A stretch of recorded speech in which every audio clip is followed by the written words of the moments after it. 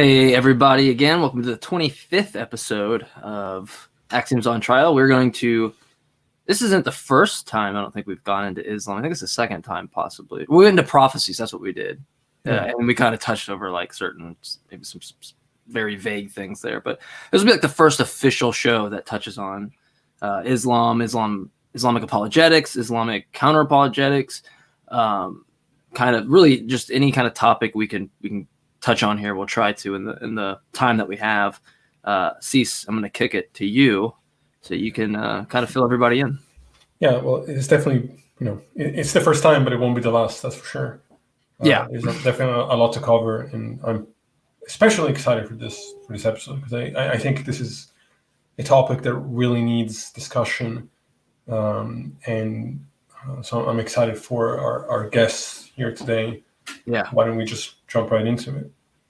100%. I'll go ahead and we have a special guest who's going to be like kind of on our side of asking the questions, and then we have Abdullah as well. So I'll bring in the least cool first, which will be Jeff. He was holding a Quran. Hey, a Quran.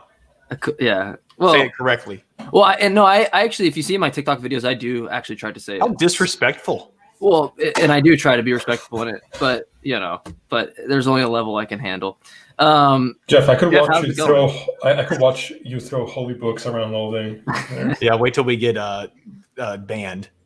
The video gets demonetized. Yeah, I'm not making any money right now anyway. Okay, so we're all good. This is for the love of the conversation. Right. We're gonna be. Well, me and Cease are gonna go ahead and say we're gonna be here regardless if there's a dime in our pocket. So I think if any audience has to be reassured in that, like you're fine there, because we don't have to be paid to have these conversations. I'd pay somebody to let me have the conversation. So and many ways you do. Yeah, exactly. We pay StreamYard. So. Yeah, right. So yes, exactly. Anyway, all that kind of out of the way. Well, Jeff, I'm sorry, but audience that doesn't know who you are, give like a quick rundown, and then we'll move to the important bits. Yeah, you can find me on TikTok as atheist.troll. And then, of course, on the Atheist Roundtable is just Jeff. So, yeah, those are the two places right now that you can find me if you really want to. I don't know why, but I'm there. Yeah, and I watched that debate, by the way, and I really kind of dig how you guys are doing something new where it's like different. It's like a UFC, like let's see what's going on with the fight. How are you thinking it's going on, right? Yeah. Move back. I think that's pretty cool. So at first I was like weird. I was like, is this gonna work? And then once I saw it in action, I was like, this actually does work. So and I have a debate on the 13th with a guy from TikTok called Michael the Elect. So I'm assuming he's a Calvinist. Sweet. And the debate topic is the God of the Bible just? It should be pretty easy. Yeah, I was going to say, it sounds like you have a pretty easy task ahead of you. Yeah. All right, we're going to go ahead and introduce our official guest here, be Abdullah Samir. Hey, bud, how you doing? Did Jeff treat you okay in backstage? And no, there's nothing. I'm offended on behalf of the Quran. Yeah. An ex-Muslim who's offended by that. Well, this isn't going to go well. Yeah, right. Yeah, I was like, we're in a world of hurt now. I think there are literally scraps of holy books around me. So, Abdullah, tell the audience a little bit about yourself. Kind of same there, but also it kind of nested in there if you can, or at least at some point, try to just give us your background and how you got to the position that you're at, and then we can kind of move on from your personal details there that you feel are necessary. Sure. Yeah, so I'm an ex-Muslim atheist. How did I get here? So the way I got here was I was born into a small sect of Islam known as Exmuslim, which is a very small sect, so probably 10 million people in the world out of over 1 billion. And this sect has a living leader. He's called the Aga Khan, and I sometimes compare him to the Pope. I don't know if that's the best analogy, but he's a guy that's in charge of all spiritual matters, and he's responsible for everything. So I grew up in this kind of small sect, and then my mom is Sunni, so she's mainstream Sunni Muslim, but my dad was Ismaili, so I was raised in an Ismaili. when I was in high school around the age of 18 or so, I was exposed to a lot more Sunnism because there was a lot of Sunnis in my school, and they told me to read the Quran. I started praying with them, and then I converted to Sunni Islam. So I became kind of had like a born again experience, if you can call it that, where I became a religious Muslim. And even though my parents weren't religious, my dad was, I guess you could pretty much say, he's agnostic for the most part in some ways. My mom's like also wasn't really practicing, but I became this like hardcore practicing Sunni Muslim. I grew my beard. I refused to work at a bank or listen to music. I was praying 5 times a day, again, to like kind of the chagrin of my family, because they were like, what is going on with this guy? I'm like, I'm not going to have a girlfriend. The whole kid and caboodle. I just dove into it, and then I founded a bunch of Islamic websites. So my field is IT, or you can say software development. I decided to use my skills to promote Islam however I could. So what I ended up doing was I created 2 large Islamic websites. One of them was lightuponlight.com. And lightuponlight.com is still up, actually. If you go there, you can see it's still up. I decided to keep it and use it for a little bit of, I guess you could say, like social proof that I am who I say I am, because there's a lot of people that claim conspiracy. As soon as you come, they claim that, oh, this guy was never Muslim, this and that. So, hey, you just check out my website. You can see it's right there. And that's like proof of who I was. Of course, even that won't convince some people. If you're not looking for evidence, it doesn't matter what you show, it's still come up with you're a Zionist or something. I mean, I've been called a Zionist, even though I've never ever talked about Israel on my TikTok. I don't know how I'm a Zionist, and then someone said, well, yeah, but Zionists aren't going to admit they're Zionists. So I'm like, what kind of pathetic Zionist am I if I'm never ever talking about the cause that I'm supposed to talk about? So that's the kind of things that motivate. So that's how I became Muslim. And then I was using the other major website was verse-by-verse-Quran.com, which is not as much of a it's not used by it's not like an end user website. It's used by other Quran websites to build the apps. So like Quran.com, they used my recitations, Tanzil Quran recitation website. The King Faisal Quran complex in Saudi Arabia used my recitation. King Faisal, King Fahad, I forget. Anyways, they used my Quran recitation. So I was like doing a lot. I was doing a lot for the ummah, for the Muslims. And then at some point, what happened was I started to have doubts. And I think what happened was I was becoming more educated about science. Like, frankly speaking, I had a weak background in science. And so I was kind of like, and, I was Muslim, but I didn't see the problems with the Quran until I really started to grow as an individual in my life, right? So, like one of my friends, my atheist friend, said to me, one of my friends on Facebook, coworker of mine, he's like, yeah, I used to see a post about technology, science, cosmology, and then I would see a post about Islam. And I'm like, it's kind of strange. Like, you're posting about that and you're also posting about that, but they don't really fit together, right? But eventually that led me out of Islam because I was being consistent with my, my search for truth, or whatever you want to call it, my constant analysis about the world I lived in. And it got to a point where I started to see holes in the Quran and I couldn't, shake them off, right? So at one point I did have enough doubt to sort of leave Islam for a day. But then I decided to bury my doubt and I became Muslim again. So for a full year after this is 2014, I became Muslim. And I just said, forget the doubts. I'm not going to think about them. I prayed, I fasted, I did everything. The next year came about. And both times it happened in Ramadan, which is the month of fasting, because that's the month where you're exposed to the Quran more than any other month. Like, it's in your face all the time. Like, you're reading it every day. You're going for like halakat, which are like lectures at the mosque in the evenings. And, so you're immersed in the world of Islam. And the second time it happened was I was at the mosque and this imam was like saying, oh, these scientists, they think they're so smart. And they say Allah doesn't know what he's talking about when he says the sky is held up without any... He said something to that effect. I don't remember what he said. And it just made all of my doubts come rushing back to me. And this was at this time, finally in 2015, July, I decided this time I'm going to get to the bottom of this. I'm going to read every single thing I can find. against Islam. And if it's not true, then I'm going to find out. And if it's true, then I'll find out as well. And I'll just, be happy with my decision. I can't keep living like this.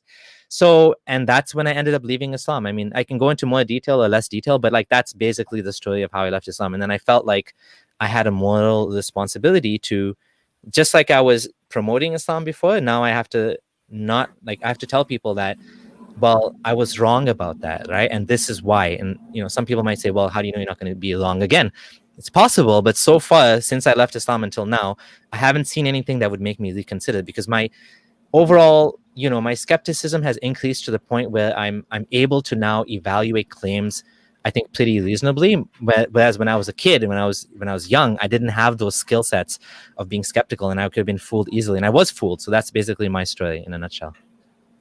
That's great, and that is a level of intellectual honesty that I find lacking in the theistic community, where rather than really looking at how these things come together, what I find, whether it's Muslims, Christians, or whatever, are sort of verbal acrobatics to try to twist very vague scriptures to supposedly support scientific discovery when it doesn't. But they predicted the expansion of the universe. The entire Big Bang Theory is encompassed with one word: expand. Right. So that's, I mean, it's mind-boggling. But I guess that's one question I can ask is, how do you sort of take the fact that so many Muslims sort of ignore the science or manipulate the science to try to fit their agenda? So this is a pretty big question, a pretty big topic. And what I'm going to say about this, because again, this is very personal to me too, because that's how I found my way out of Islam. So just to look at the different ways that people find their way out of Islam, there's the science is one way. The other way is Muhammad's immoral actions, or like the morality of Islam. The other way is the stories in the Quran, which also was a big part of my story as well. How the stories in the Quran, when you look into them, you find out that they're actually made up. Let's just say that, or copied, or whatever, right? And there's so those are some of the ways. So in terms of the science in the Quran, what we should expect when we read a book from God is we should expect at least it should, be consistent with the observable universe as we know it. Theists might say, Muslims would say, well, how do you know that our models are wrong about the universe and it's going to change? Well, so far from what we know, the models we have are pretty stable. Like, we know the planets are going around the sun. We're not about to suddenly change that. Like, that's not going to change anytime soon. We know we have a pretty stable understanding of cosmology. Yes, of course, we're going to get, as a knowledge of quantum physics changes, we know that the laws of physics break down, like the Newtonian physics breaks down at the quantum level. So, but Newtonian physics work pretty well as well, right? So everything has its place. So when it comes to science, what you'll find is that there has been a big movement that started, I don't know, in the 70s, 80s, or 90s with this sheikh in Saudi Arabia who was called Sheikh Zindani. Sheikh Zindani had this big conference called the Quran, I think the Quran and Sunnah, the Quran and Science Conference. And what they did is they called scientific people, like scientists from all over the world, and they made them say things that kind of showed the Quran was in line with science. So they had geologists, they had a bunch of people, and they made this book called A Brief Illustrated Guide to Understanding Islam, where they claimed that a lot of these things are miracles, the mountains is pegs, the seven heavens is 7 layers of atmosphere and whatever, and embryology in the Quran is one of the biggest ones. And the embryology one is one of the ones that has stuck with the Muslim population, public. It's really, really stuck. There was a man by the name of Keith Moore. You guys probably know him. He's an embryologist at the University of Toronto who was, again, invited to the same conference, and he said all of these things about the Quran being amazing, and it's like, whatever, right? So most people don't really look into more detail than that. They just hear that, oh, he said something about the Quran and about embryology, and oh, that's cool, and it must be from God.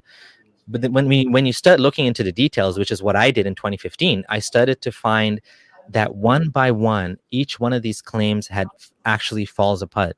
It sounds good at the surface level, or embryology in the Quran, but when you start looking at the particulars, you start to see there's problems with it. And now, we've got to a point now where you guys mentioned, we're talking about Hamza Sotis, Aida, and these guys, they have actively now flipped, and they are saying there are no scientific miracles in the Quran. I think Hamza Sotis is ahead of the curve here. Zakir Naik, Yasir Qadi, and the rest of these guys are kind of lagging behind, and they're still saying scientific miracles. But Hamza Sotis has realized from his interaction with atheists that these claims are not going to hold up to scrutiny. And what it's doing now is it's created a whole generation of Muslims like myself that have left Islam because they looked into these things and they found them to be completely false. So now what we have is a new sort of narrative that no, there's no scientific miracles in the Quran, but the Quran is true. At least it's not mistaken in what it says, and it's not meant to be literal. You don't take it literally what it says. It's just describing it poetically. And I actually agree with this in some aspect. I agree that the Quran was never meant to be like convincing people to convert to that religion based on its descriptions of embryology. The descriptions of embryology in the Quran are like just describing how the animal's born, like, or how a human is born, how they understood it in the 7th century. And there's good articles out there, good evidence that shows that it was copied. It's using 7th century Galenic Greek embryology. Yeah, I was actually gonna ask you about, because there's I think it's Quran 39:6. They talk about the three darknesses, or the three walls. When you cut open a pregnant mammal, then you're gonna kind of the way that it describes it. But we have actually documented evidence that in like the 3rd century BCE that what you guess you would be in reference to the Greek there had already been doing up to that point. So it would just be kind of like the Christian poking Jesus in the side with the spear, and it's like, well, yeah, we don't need, we can observe that to detail that within the book. So yeah, I wanted to mention that. I'm glad you threw that in there. By the way, to say scientific miracle just as a sentence doesn't make any sense. What they mean is yeah, you're right. It doesn't. The term itself is a contradiction, but what they mean is like pre-knowledge of like science that no one could have known. So like kind of what I would expect. I think all of us would expect that if the book is from God, it would have some sort of external validation to it, some sort of knowledge from like, when people go on, let's say they take shrooms or something and they go on some trip and let's not say shroom, let's say DMT, and they meet, let's say they say they met God. Okay, well, what did God tell you? And they never come back with something new, useful. Something, you know what I mean? Like it's like for cancer. Yeah, in perennial philosophy, you're going to call these mystical experiences, they're called noetic, right? So you have William James proposed like ineffable, transient, noetic, and then passive mystical experiences. But the noetic part is the one you're highlighting, and that's the one that I always propose to the people that kind of have that mystic aspect. Is like, well, there's no new information that we're gathering about the world, and if anything, you're going to come to me with an ineffable response of something that you can't even really put into words, and almost usually by your own admission, like our language is somehow blocked by even sharing it. And it's so in that case, you can't even share me something new. And so yeah, I think so. You mentioned the scientists saying all these things. Why were they going along with this? Were they just confused themselves, or was there some corruption? I'm glad you asked that. Okay, so I didn't finish the story. So what happened was there's a guy known as, I think his name is Pete, the Rationalizer, he calls himself. And he made a YouTube channel where he's a guy that almost converted to Islam, but he didn't.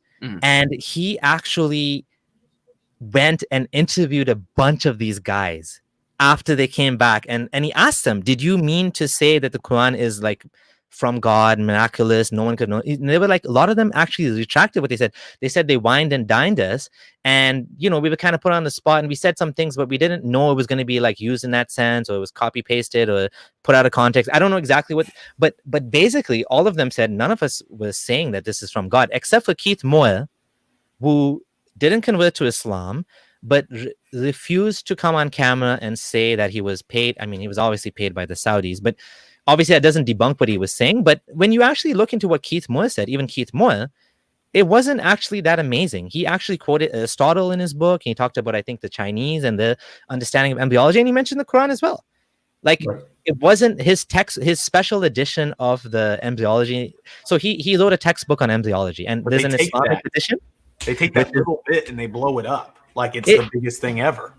Yeah, like, it doesn't make any sense. Like, okay, if you truly thought this is from God, why didn't you convert? And he came up with some hokey reason why he didn't convert. I respect my family and my traditions, and I didn't want to convert to it. Like, it's so obvious that he didn't believe it. Like, it's just like, that's the biggest thing that goes against this whole claim is, yeah, well, if this truly was impossible to understand, why are you not a Muslim? And I mean, just the fear of Jahannam, right? I think would be enough, right? I mean, I don't know what your family, your values in that, and coals or whatever is being poured in your hot mouth for eternity. I think there's a perspective there that you should, have enough to be, or anyway. But what I don't get, so like reasons to believe in Islam, the ones that are brought to me, and it seems to be because there's always these kids that, you make a video that's like, I don't think Islam's true. And they're like, what's wrong with you? Like, how dare you say that? And don't you know all this stuff? And I'm like, cool, go ahead and give me embryology. I'll wait for that. Like, that's the first thing they're going to throw at me.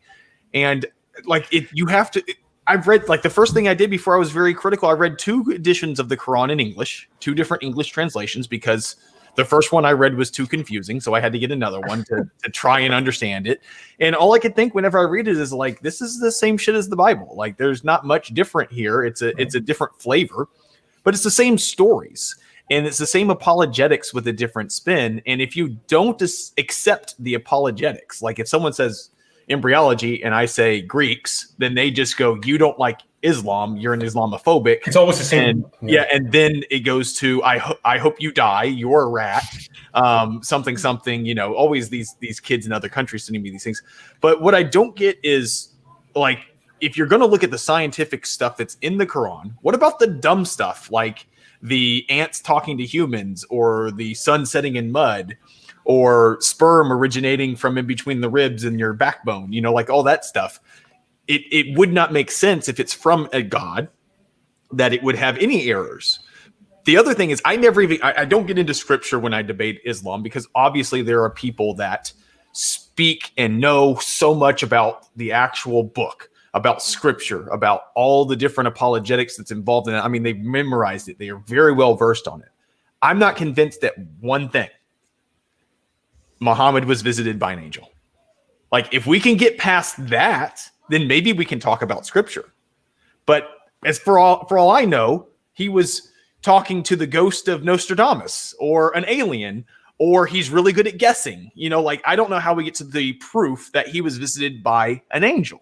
It doesn't make any sense. He could have been deceived by some other demon. I don't know. So that's the first problem. The second is, if God wrote this, and I know you'll know this, but most Muslims will say that an English copy is just, that's not the way. You have to read the Arabic.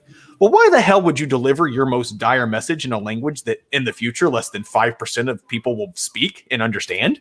That's a dumb move. Like, you should give it to us in a way that we can understand it. That doesn't make any sense to me. So those are the biggest problems I have with the Quran.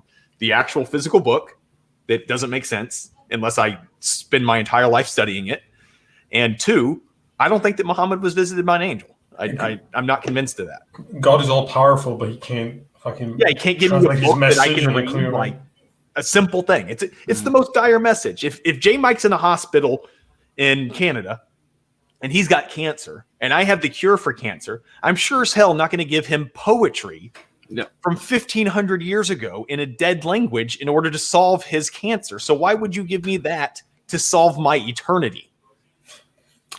Yeah, I now remember where not that rhetoric, but that idea. I used that like last night with the burning fire. I'm like, oh yeah, Jeff kind of had said that one time, and now I'm realizing how much that makes sense. Yeah, I don't want you to have cancer in Canada, but if you do, and I have the cure, I'll be giving it to your doctor in the clearest form possible, with pictures. I was gonna say, there's another problem with sending the Quran in Arabic, which is like a bigger problem.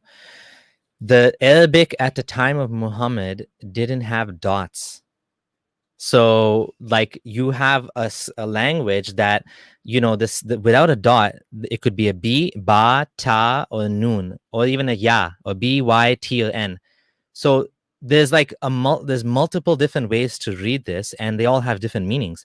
So of course, when non-Arabs started converting to Islam, they had to make sure they started putting all the dots.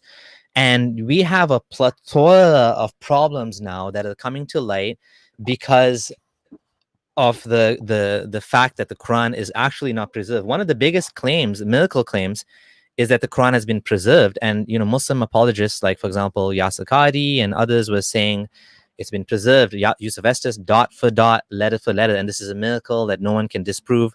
We have the Birmingham Quran or whatever.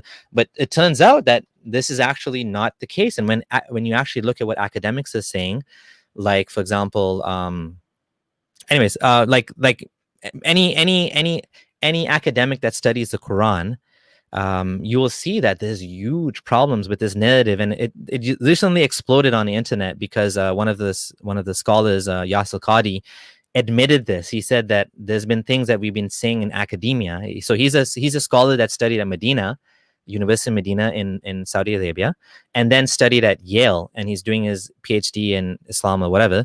And he admitted it in an interview with Muhammad Hijab on camera in front of, like, millions of people have seen this now, that there's holes in the narrative of preservation.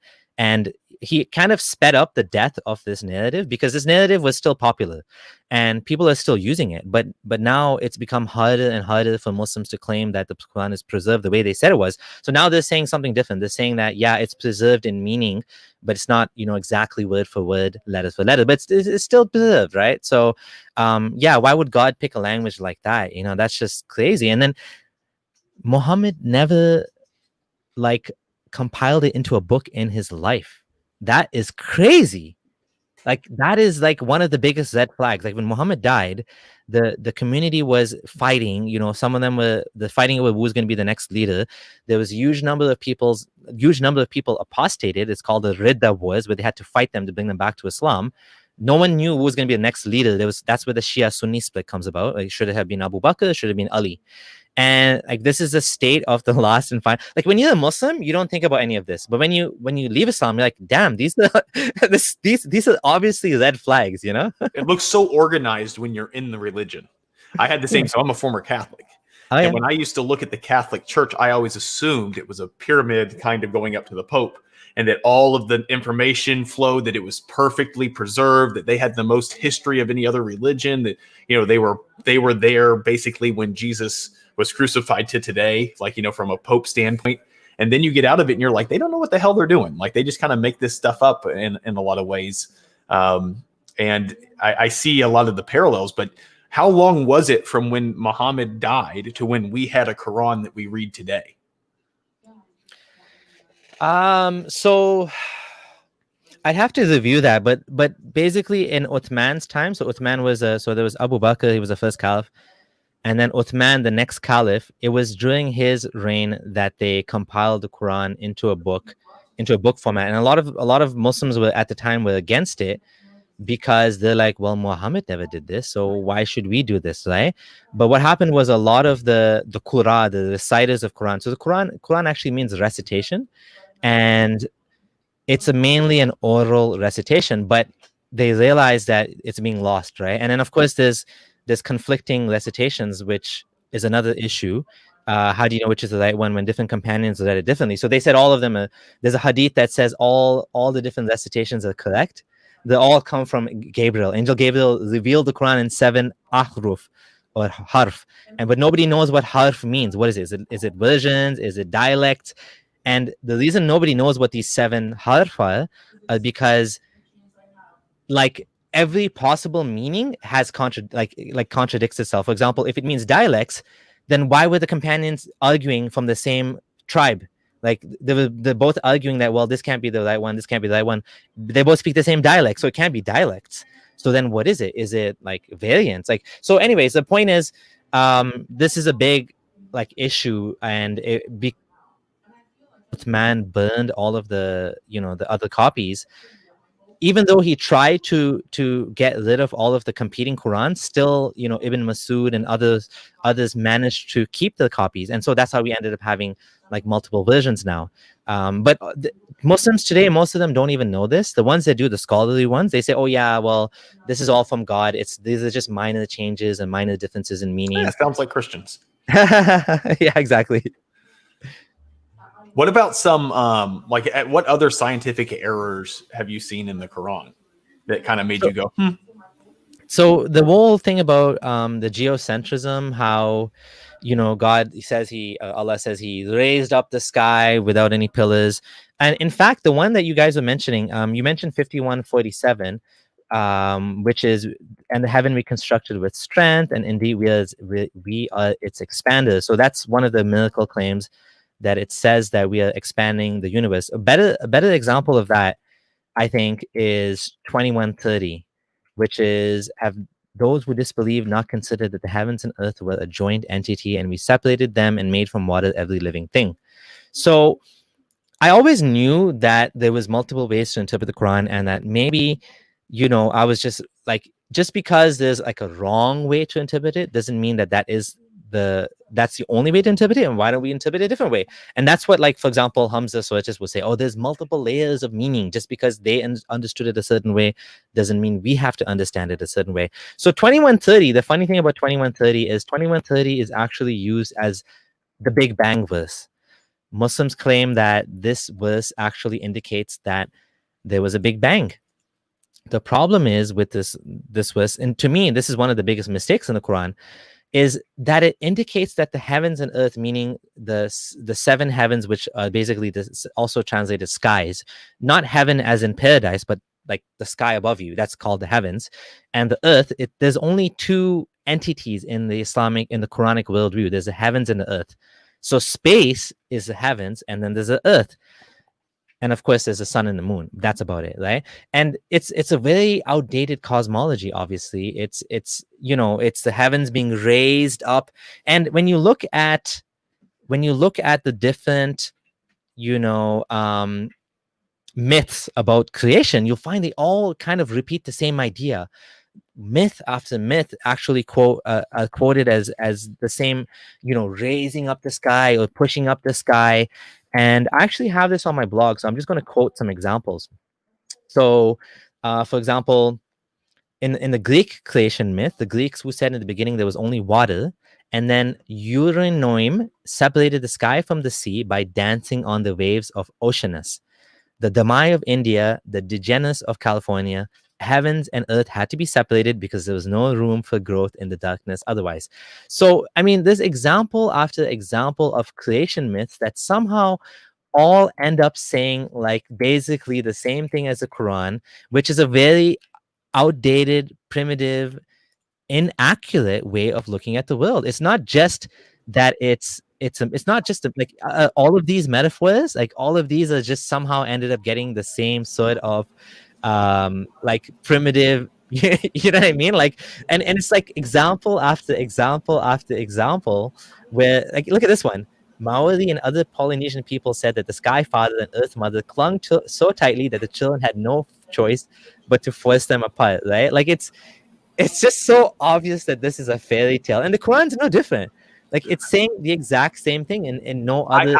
I would give them credit for this if they were talking about the Big Bang before science discovered it. Right, so I was going to just say that. If they were talking about because they didn't know what the hell this meant until they found a way to fit it in.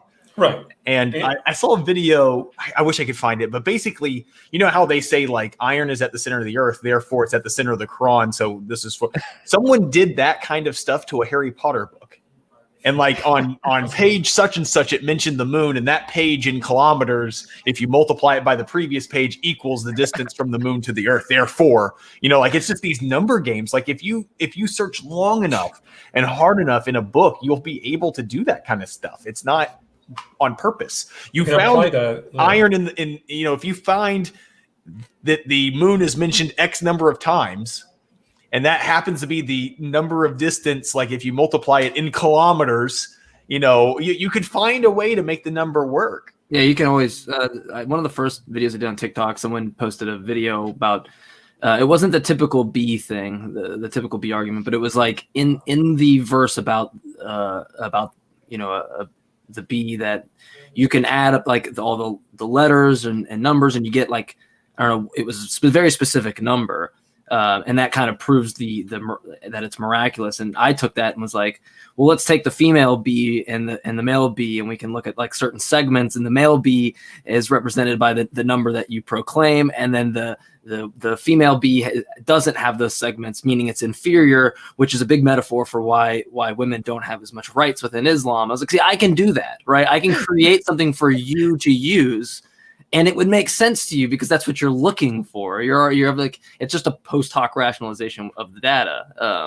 There's nothing impressive about that. About, you know, science comes up with a discovery, and then religious people take those words and reinterpret them to fit some vague nonsense.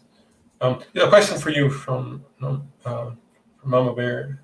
Yeah, and feel free, people, wow, everybody to ask questions. Yeah, people, ask some questions, people. No, but to the audience, please ask some questions, and we can do that throughout we can just answer them as we go along. Yeah. So, go ahead. Yeah. Is there a term for a person that has lost zeal for Islam but remains in it for family? So there's a lot. I mean, I think the majority of Muslims would fall under this, to be honest. The people that are nominally Muslim at different levels. So, you know, one of my friends and mentors, Hassan Radwan, has been trying for the longest time to coin the term agnostic Muslims. But unfortunately, it's just not sticking because people keep asking, well, how can you be agnostic Muslim? Either you're Muslim or you're not. Like, either you believe or you're not. No, but you can be agnostic Muslim in the sense that you still hold, like, you come from the background of Islam, but you're, you know, skeptical about the claims and you don't really believe it. You still might do some of the ceremonies or whatever, but you're not like a true believer in every sense of the word. I mean, obviously there's ex-Muslims as well. Some of them are just closeted ex-Muslims. Some of them, they may not call themselves ex-Muslims, but they don't really believe. They're like, yeah, I'm not. They still consider themselves Muslim by culture, but they wouldn't necessarily. Most people don't even know the term ex-Muslim, right? So the ex-Muslim thing was, I think it was created by Maryam Namazi or ex-Muslims in North America, and it became like a popular thing now, and people are using it. But it's meant for awareness as well, right? For people to know that, hey, there's people out there that left Islam, and you can do that too. I mean, it's possible, right? So yeah, 100%. Are there any other scientific issues you wanted to discuss, or do you want to move on to the moral part? It's completely up to you. Yeah, I mean, I feel like the scientific thing, it's big on TikTok, and I think there's a reason for that. The average age on TikTok is a lot younger than on YouTube. That's my guess anyway. That's what it seems to be. So you'll find like the scientific miracle thing, like I'm just amazed how many people keep mentioning that. And this is, like I said, in the progressive Dawah communities, it's dead. Like the scientific claims thing is just not even a thing anymore. For you to keep, like, it's just laughable. It's so dumb. Like, it's so easy to debunk it. It's just, and they just get more and more desperate. But there is a channel called There's No Clash, which is like a modern attempt at trying to redo the scientific thing again in the Quran. I mean, there's so many scientific errors. I think there's the whole geocentrism in the Quran, the fact that it's claiming that there's a flat Earth. It doesn't exactly say that, but it uses a lot of language of Earth being spread out like a bed. Then there's a whole thing about, you could use the same words like that they use to prove expansion in the universe. You could use the same stuff to make a case for a flat Earth. Yeah, that's a good point. About the 5147. I'm just going to share something to you. I'm just going to share something with you guys. If you want to share my screen, just to be clear, there's more than one way to translate Musiyun, right? Musiyun it actually has multiple meanings. And sorry, I'm on the wrong. Sorry, 1 second. 5147, I said, right? And you can see that even different translators have actually translated differently. One translation of Musiyun is expanding, another one is vast. So it's not even necessarily that the universe is expanding. It could be just translated, we have made a big universe. Right, big thing, right. So what I'm saying? So with the Arabic there, which word is that in the Arabic? And then so if you go to Legacy Quran doesn't have this, but the new Quran Arabic.com has this feature that you can just mouse over the words, and you can see right here, La Musion. Okay. And so, like, going back to what you were saying about like the dots and things like that, how could that have affected that word in its translation? Like, is that even the original word that Muhammad gave? Yeah, so there's I don't know if I have it handy here. Let me see if I can find it. Oh yeah, hold on. Quran variant readings. Let me see if I can find it. So this is 5147. So this is getting a little bit beyond my hold on, 5147. Oh yeah, we're drilling. This is a deep dive. I'm not at all an expert on Arabic, and I actually taught myself Arabic to read Arabic when I was a Muslim, because I didn't grow up in a Sunni family, like a practicing Sunni family. So I learned to read Arabic on my own. So I'm still a little bit weak on this. But this website is actually, it's in Arabic, but it's a variant reader, and it shows you the different readings, and they actually highlight if any words are different. So I don't see any differences in this particular one on Musion, but no, so this one doesn't have any variants that would affect the meaning, but the word itself can be interpreted two different ways, and which is why the translators have actually interpreted it two different ways, right? Like it's interpreted as expansive or expanding. You can't really claim one is more right than the other, I think. So it's, again, like unless you want to fit a narrative, right? Yeah, like, you know what I mean? Well, I'm not gonna, like, so for me, I'm gonna kind of, and I did a video on it where at the very beginning I'm like, the real problem we can have is defining what it really means in terms of expanse. But I'm always like, let's just set that to the side, right?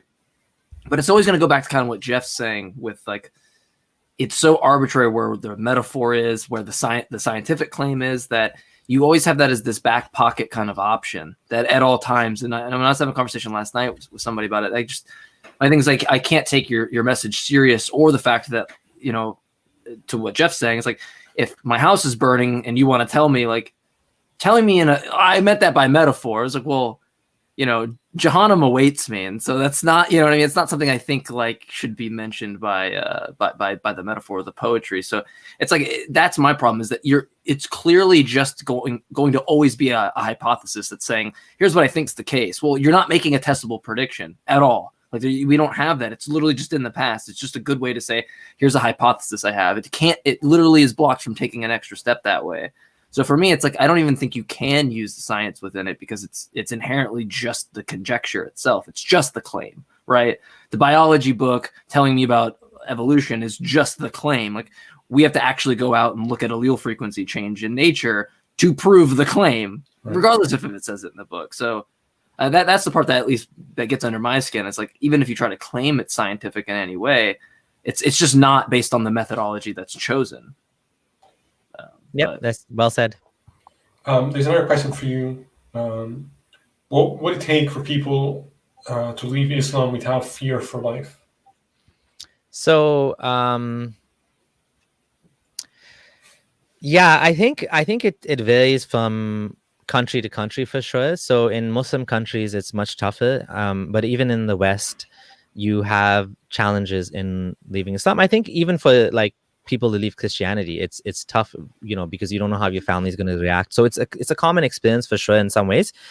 It can be worse with Islam because there are laws against leaving Islam in some countries, and even if there's no laws, even if the law is not implemented on the books, like I have a friend from Morocco that he was there was a threat on his life because he said something about Muhammad that someone didn't like, and of course he went to the police station, and he can't tell them that, because they will throw him in jail. They will throw him in jail for being threatened. Because why were you threatened? Because you insulted Muhammad. Well, you should go to jail then. So even, and like Bangladesh is another example of that, where, you know, in some of these countries, it's actually not against the law to blaspheme, but you can still, like, practically speaking, go to jail. I mean, like, you have no police protection. The state apparatus will support, you know, these lone wolves or whatever, right? You know, and it's like, so I think it's coming. I think for sure the time is coming. It's just, we still have a long way to go. When I started making, so I had a favorable opinion about Islam before I started studying it. And the first thing that happened was people told me to read the Quran. So I read the Quran and I was like, okay, now what? And then they were upset with how I set the Quran down on my table or something ridiculous. And I'm like, it's my book. Like, I'll do what I want with my book. And that's where I started to be like, well, let me push this line. And then, I had kids sending me messages from Indonesia that were like, you're going to burn if you throw the book on the ground. I'm like, cool, here's a video of me throwing it on the ground. Nothing happened. If you get a real Arabic version, then you'll definitely, like it'll burst into flames or you'll set fire. And I'm like, cool, here's one. I cut it in half. Like, like none of those claims actually happened. However, what I was surprised at, because I've been making Christian content for so long, I might get people that are angry with me, but I've never had someone tell me that they're on the way to my house with a knife to stab me, or that they have my address and they're going to call the police, or that if I continue to do what I'm doing, they're going to send someone to my house to kill me or behead me or whatever. And it's a really common occurrence. And now I can't say that that's holistically the opinion of all Muslims. I don't know, but it does seem to me in my personal experience that when you criticize Islam, there's a much stronger backlash than when I criticize other religions. And then at the same time, I started getting messages that I didn't know how to handle. Kids in Saudi Arabia that are 16 and gay and live in a household where their parents will, force them to practice Islam, and all this like gay bashing stuff that they're not cool with, and he wants out of the country. And I don't know how to handle that, to help these people that are over there. I had a girl in Hungary message me, thanking me for, speaking out because I could. She can't. Her best friend was killed by a mob of people because he's gay. And, then of course you have people like Noodle in Australia that are currently getting threats, all these things. So it just seems from that perspective that they seem to be very violent very quickly when it comes to not accepting their message versus my experience with other religions. Do you think that that's something that's cultural, that's being taught, or like, where is that coming from? So you pretty much nailed it. I mean, I have never heard of people saying the Quran's gonna you're gonna get hit by lightning or anything like that. But I have heard that I'm gonna come to your house. That was a comment. Sorry? I'd be turned into a rat. That was a comment. Are you serious? That's weird. I never heard that. But what I have heard, they're weird insults. They'd be like, "Hey, your house is ugly." Like, okay, and the other thing is too, obviously they're not from America because, I live in America. I live in the South. I live in a extremely gun prolific state. I own several firearms. I'm not concerned about you showing up at my house with a knife. That's the least of my worries. But also, I know you live in Indonesia. And during COVID, your 16-year-old ass is not getting on a plane, flying to America, and then coming out to stab me. It's not happening. But there are credible threats, and I feel bad for those people that are in Saudi Arabia or Indonesia or Hungary or Turkey or whatever that are that have to fear for their lives, and they're not able to speak out against. Just saying that they don't agree with it is enough to get them in trouble. Sure. Yeah. So I think the answer to this is kind of like one of you guys said earlier that secularism has tamed Christianity to quite an extent now, and Christians don't, for the most part, act like rabid animals that want to murder you when you insult the religion. They're like, oh, okay, shut up. I don't like you, whatever. Maybe they will insult you, insult your mom or something, but they typically won't threaten to burn your house down or something like. I'll pray for you. I'll pray for you. Yeah. Yeah. But the problem with Islam, in my opinion, is that Islam itself has a problem, which is Islam has violent teachings very much permeating its core. And unlike the Old Testament, which has been kind of shrugged off in some ways, I mean, pick and choose sort of, because they still don't like gays. With Islam, you can't do that because Muhammad's actions are considered the best example for all time. And I mean, you can. Muslim scholars do try to kind of revise it away, and we can talk about that as well if you like. Yeah. But in terms of the actual, Muhammad himself sent people to assassinate critics of Islam. How do you can't get rid of that? Ka'b ibn Ashraf was a Jewish, I think he was half Jewish man that was known for writing poetry against the Prophet or against Islam or whatever, and they all made poetry against each other. I mean, that's what they did. It was like epic rap battles of the 7th century. They made poetry dissing each other's tribes or whatever. Sometimes they would go war over this, but in this case, he sent 2 assassins, and basically they asked him, "Can we lie?"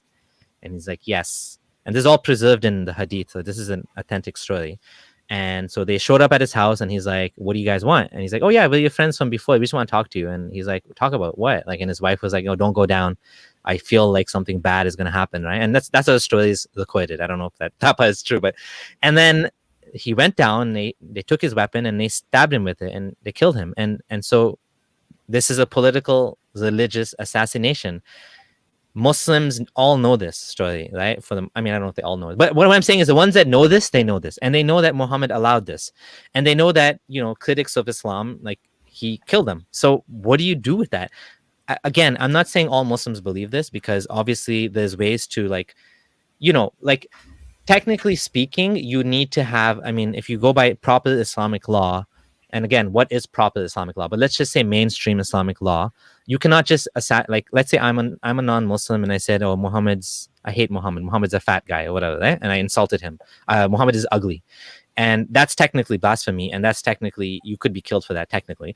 But there has to be like a proper, like, if I was in a Muslim country, there would have to be a court case, and there'd have to be like evidence against me, and then they would either, you know, they might give me a chance to repent and say, "I'm sorry, Muhammad's the best. He's not fat. He's he's medium weight," or whatever, and then they let me live. Or maybe they wouldn't. Maybe they'd say, "No, you crossed the line. You're going to be executed." But from my understanding, there's no vigilantism allowed in Islam, okay, in mainstream Islam. But then at the end of the day, jihadis are the type of people that don't care what mainstream Muslim scholars say. They are scholars themselves, that they have their own scholars. They say, "Yeah, we can, America, you know, death to America. America is an enemy. We're at a jihad with America." So it's kind of like a, like, he said, she said kind of thing, like, who's right and who's wrong. Most Muslims will not accept vigilantism. Let's just say that. But of course, extremists do, and extremists follow the same book. Yeah. Right? Real fast. So I want to kind of segue that into. I know Cease wants to touch on that, but real fast before we segue into that, when you talked about like the insults that kind of people are going to give to you, essentially, there's one video that I saw on your TikTok that came up where someone said that you had left Islam only because they said you were gay, and I just want to highlight that your response was so perfect, because you were just like, it doesn't matter even if you think or call me gay, like, that's not an insult. And just the way you had, you know, why are they so touchy about that? Yeah, it's just like, it's just the way that they think that's some insult. Like, "Oh, I've figured it out. Like, he must be gay, and that's the reason he's left." And it's like, let's just say let's give you all the toys. Let's just say I was like, dude, that would, like, that's not an insult by any mean to call me that. So it's like, you didn't do what you were trying to do, right? The clear goal of even saying that in the first place. But I still don't understand why they're so touchy about that subject. Like, whenever I see someone that is overtly, like, just anti-homosexual, that always is like a red flag to me that they're a homosexual. Right. So it's every preacher that preaches like an anti-homosexual sermon is caught the next weekend at like a brothel somewhere with like 8 dudes. It's like, amazing. It always happens. It always happens, and every time there would be nothing wrong with them just saying like, "Hey, that's my thing." Like, hell yeah, dude, do that. Like, do it to your heart's content. Like, if that's your thing, like, there's nothing wrong with that. Every time I encounter, so we're advocating for. Every time I encounter a homophobe on TikTok or on social media in general, I love trolling them by I'll start calling them sweetheart, just like to get under their nerves. They get so mad, they get so triggered, and it's just so amusing. Yeah, they get. I mean, I don't think there's a bigger insult that you can say something to a male that is indoctrinated that way. They think it's like the worst thing ever. It's so amusing. So, but I do want to mention something before I forget. Kind of going off of what you were saying, Abdullah. The thing with Christianity is that, as toxic and awful as that religion is, it's gone through a reformation. Islam hasn't. And you know, the other problem is you know, I consider myself socially quite liberal in most aspects, but I am so sickened by the fact that in this country, the political left, out of, I don't know if it's white guilt or sort of a history of imperialism and discomfort with an awful history that's like that, they will not stand up for Muslims, ex-Muslims or secular Muslims, or women in the Muslim world in general that are suffering extreme levels of sexism, out of fear of this delusion of Islamophobia. It enrages me like nothing else. I find it repulsive. I find it hypocritical, and that's something that awareness needs to be spread. Right? I don't know. About just before we jump on, I just want to say one more thing about the gay thing. I think the reason, like Jeff, where it's coming from, it's just another version of the "you want to sin" trope. Yeah. There can't be a good reason, and honestly, I think some people are so brainwashed. I don't know if that's the right word, indoctrinated, that they can't imagine that you actually had a good reason to leave Islam, which is the religion is not true. There must be. It's almost like conspiracy thinking at a personal level. There must be another reason. He's gay. He must be gay. He wants to have gay sex. And like in my case, it's a little bit harder because I'm married with 5 kids and I still haven't left my wife, or I'm still living my family life. Nothing's changed. Like I left Islam and things kept just nothing's changed. I still go to my 9 to 5. I didn't become a swinger, and like, you know what I mean? Like I could have if I wanted, if that was really holding me back was Islam. But the sin thing is prevalent in Christians too. And what I don't get about that is if I know that there's eternal punishment for me sinning, then me turning around and going, that's not real, I still know it's real. Like, like I still know, and I'm not going to take that risk. Yeah. Like, yes, exactly. But at the same token, I see Christians doing stuff all the time that, would definitely not be biblical, but that's okay, But the gay thing, mixing eating shellfish, right? Like eating shellfish or something. Yeah, eating shellfish, that's fine. Yeah. Getting tattoos, that's fine. Not giving all your money to the poor and following Jesus, that's fine. God killing infants in First Samuel 14:3 is fine. Yeah. Yeah. But you're gay. Oh no. Yeah. So. Yeah. Go ahead. I'm sorry. Oh no. Go ahead. Let's finish this topic. I don't want. I didn't forget what you said, Cease. I definitely want to respond to that, but just in case there's anything else you want to talk about, go ahead. Yeah, I guess I was going to say, it doesn't really matter. I think you or Cease was the one kind of who had the questions in regards to that. I didn't know if you guys wanted to touch upon the kind of the extremism there, or where else you wanted to go, but you could you kind of elucidate however you like. Yeah, I definitely want to respond to what you said, Cease, about like.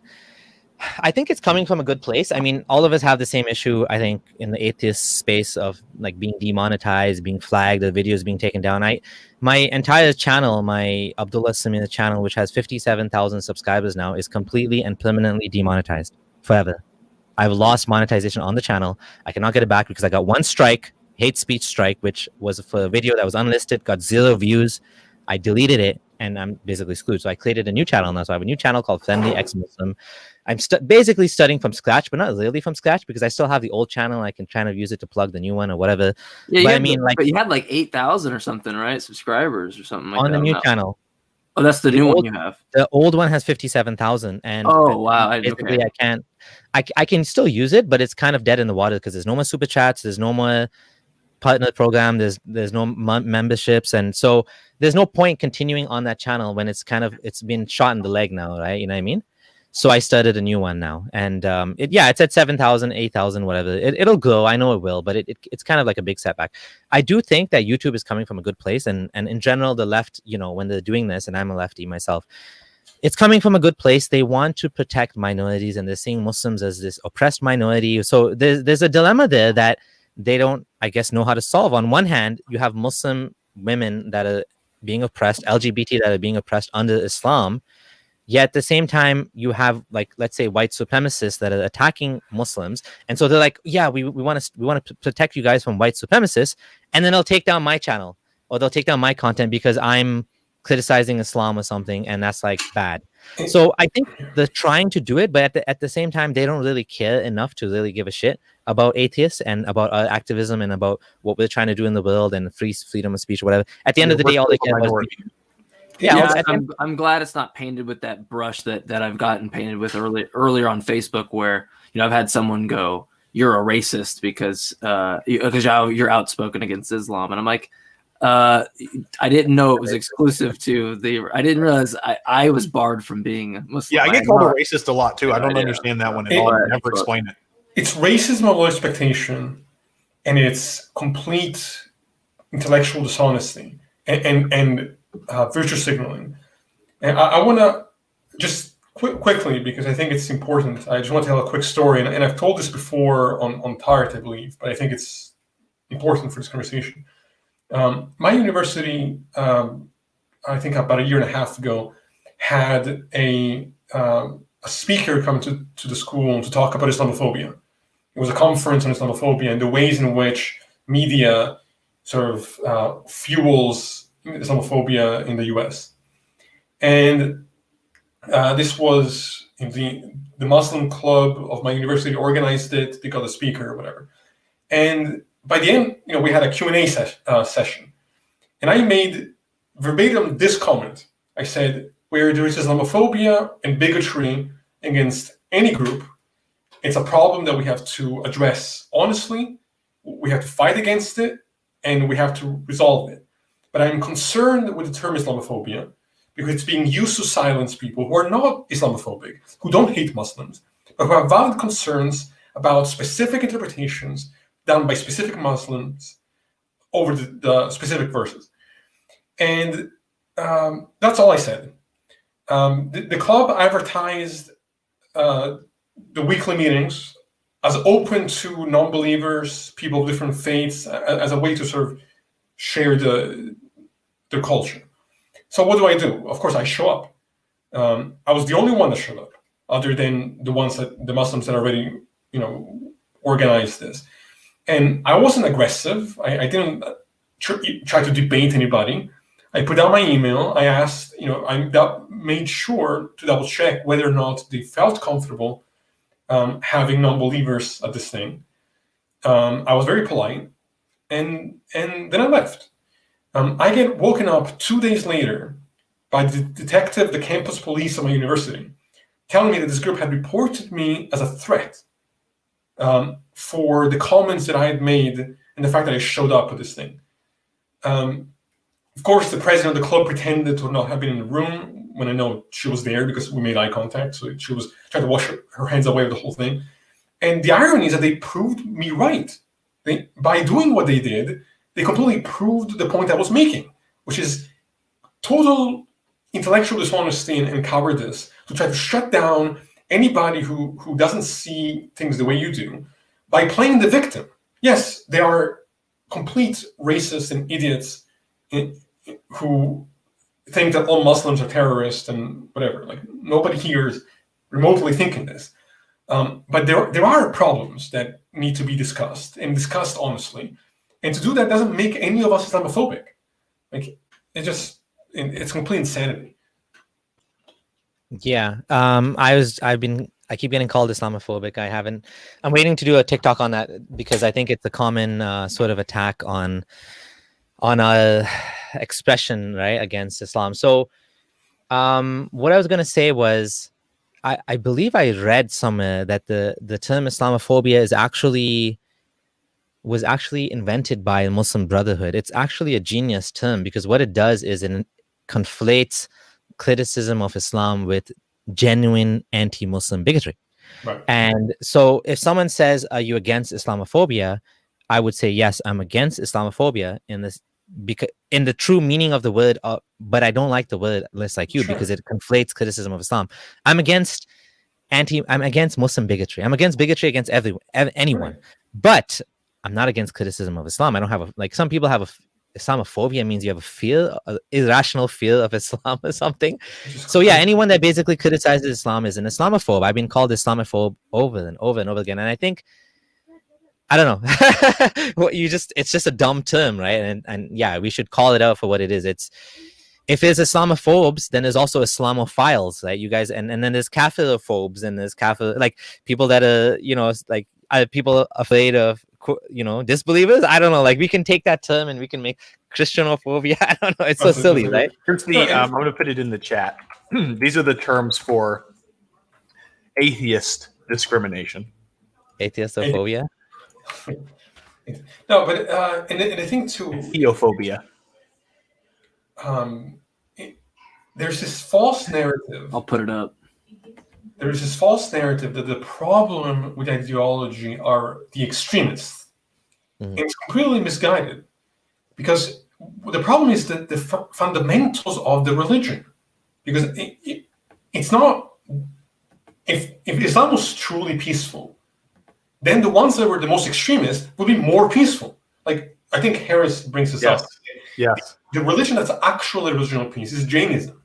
The more extreme you get with Jainism, the less of an impact you have on the world, because you as you're walking, you're trying to make sure you're not stepping on ants. Like, that's the extreme version of a peaceful religion.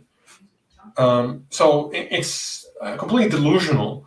But the ants can tell you not to step on them. To me, that I think I want to say or comment on that. I think that like, if there's ever a defeater for something, like that is the defeater, because you couldn't. I mean, I think me and you will have someone's could go into why is that good, right? But me and you as moral realists, like that's a super attractive argument there, because from our perspective, I mean, clearly that is going to be consistent in every way. But it's strange to me. I'd agree that you have this. I'd ask you. I mean, do you think that the extremists or people that might be taking it in that context are taking the right interpretation, or they're more justified than the person that's not? Like, how do you kind of wrestle with that? That's a fair question to ask. Who, you know what I mean? Like, for me, it's equivalent to the Christian that's saying there's no problem with being gay versus the one that's like, no, it's a sin.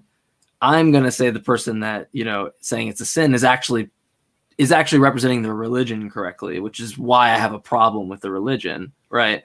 What's kind of your take on the Islamic extremism or even that specific example of being gay? Yeah, that's a very good question. The way I reconcile it is that, again, mainstream Islam, for however they've managed to do this, don't accept violent extremism, but there's still problems even with that, because many Muslims always, like, why is it that, the question we can ask is, how is it, there's an amazing book called The Way of Strangers by Graham Wood. He's an award-winning journalist with The Atlantic. And if you don't have money to buy the book, you can listen to his interview with Sam Harris. He's an outstanding, he reads the book, like he reads the book on Audible. So if you get the Audible, you get the benefit of hearing him read the story. And he interviews a bunch of extremists, and he asks this question to like Hamza Yusuf and Yasir Qadhi, and he asks the extremists, like, are you guys, like, why are you guys right on this and everyone else wrong? And it comes down to, at some level, appeal to authority, because there's no real, at the end of the day, all religion is just made up, and there's no right. As an atheist, as an ex-Muslim, my claim is that there are multiple Islams. There's not just one true Islam. I hate when people say there's one true Islam and that's ISIS. I think that's just so dumb. And that, to say that, I'm sorry, like, I know some people, they don't understand it. That's why they're saying that. But it's truly idiotic, because ISIS's interpretation is obviously a very literal approach, but it's also based on certain assumptions that they've made, that all of the hadith are automatically true, that we can trust them, and that they're reliable and whatever. As a Salafi, I was a Salafi, meaning also known as a Wahhabi, or basically someone that follows the kind of literalist hardline interpretation, Saudi interpretation of Islam. That was me. I used to take that as true. Not that ISIS was true, but that my version of Islam was the best version, was the only true version of Islam, and Shias are misguided, and Ahmadis are misguided, Ismailis are misguided. Everyone's misguided, and only my sect is the right one. And of course, Muslims would usually say that, because obviously they're believers, so they're going to say that. But as a non-believer, it doesn't make any sense to say that unless you are doing theology yourself and you're making a theological claim that this one interpretation is more right. And there's no logical way to say that. You know, some people will then say, okay, well, that was the ISIS is more like Muhammad's Islam. You can kind of say that. You can say that what ISIS is doing is similar to what Muhammad was doing. But again, there's an assumption that what Muhammad is doing at that time is exactly what he expected to do in the 21st century, in the same, without any sort of interpretation or sort of malleability. And this kind of question goes back all the way to the 7th century, when Islam, like the earliest, like while Muhammad was alive, there's an example from his life where he gave an order to people. He told them, we're going to march on, I think, Beni Qurayza. He wanted to slaughter the Jews, and don't pray Asr, the middle prayer, the third prayer, until you get there. Now, this is kind of a dumb thing to say, but that's what he said, because there wasn't enough time for everyone to get there and pray at the same time. So now what happened was Muslims started marching away. Some of them, you know, the about to miss a prayer because there's a fixed amount of time you have to say the prayer. And now they're like, what do we do? He said, don't pray until you get there. So some of them are like, he said, don't pray until you get there. I'm not praying. I'm going to miss the prayer. The other guy said, well, obviously he didn't mean to miss the prayer. He just meant go as quickly as possible. Don't miss the prayer. So they had a fight over it. And some of them prayed, some of them didn't. They went back to Muhammad, and Muhammad said, both of you are right. So why am I saying this story? What I'm trying to say is religion is always going to have this inherent conflict between the letter of the law versus the spirit of the law. Did Muhammad truly mean, like, I don't think, as a former Muslim, I don't believe that the Quran is saying to slaughter your neighbors in a non-Muslim country. I think that jihadis have taken it to a whole other level. But again, how can I say they're wrong? Like, there's no right and wrong at the end of the day. Like, you know what I mean? Like, that's the hardest thing. Like, that's the problem, is because God gave us such a shitty book that is so ambiguous, we don't know what the hell we're supposed to do with it. And there's nobody to go to and say, hey, help. Like, that doesn't make it. Again, this is just the same parallels that you get out of Christianity, which is why they have so many different denominations and why they can't agree on anything. And so I've been doing a video series, I don't know if you've seen it, where I just ask, hey, Christians, what is required to get to heaven? And then they list in the comments thousands of different answers. I did the same thing for Muslims. And I said, hey, Muslims, what is required? And they're arguing with each other in the comments over what the true interpretation of how to get to heaven is. There is not a more basic question that a religion should be able to answer than how do I get into heaven? If you can't answer that question with a good degree of certainty, then what good is your religion? What good is your book? What good is your God? He didn't do a good enough job that you can't answer that question. I don't give a shit about the rest of it. Like, answer that first. Real quick. Can we all just give Jeff a little golf clap? That's brilliant. All right. Yes, Doctor. okay. Yeah. Anyway, go ahead. Yeah, this is the issue with literature too. Like, it's not just religion, but the thing is, we're told that religion is supposed to be the special thing. That these books are not like other books. And you would expect them not to have the same problems with interpretation and translation and, you know, linguistics and meaning. Like, you would find something different. It's ridiculous. Yeah, I want to steal that whole thing, like, just because it's so simple to break it down in that way of just kind of the root of what we're kind of getting at and seeing how everybody's just demonstrating how the methodology that we're saying isn't a good methodology, and just highlighting, like, hey, thank you for making me more confident about the claim that I proposed. You know, if they don't know, then how the hell am I supposed to know? Yeah. You know, like, that's the biggest issue. And if you're all using the same resource and getting hundreds of different answers, we got a problem that's not solved by other humans trying to figure out what other humans said and then telling other humans what they need to know. Like, God needs to get out of his chair, get off his ass, come down here and correct his book so that we understand what the hell we're talking about. Otherwise, your punishment, sending people to hell, it's not punishment. It's just ambiguous torture because you're a dick. Like, that's not punishment. It's just torture. I want to say that there's, like, certain sects of Islam avoid this problem. Sunnism has this problem, but, like, if you look at, for example, Ahmadiyyas or Ismailis, they have a living imam. So They just ask him, okay, what does the Quran mean? And he just says, oh, it means this.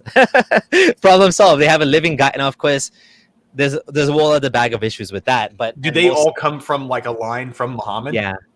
So That's the like claim. your example of a pope is the same kind of except for the first split there right after. So how are they selected? Is it like a selection from the pope? Does he pick the next one?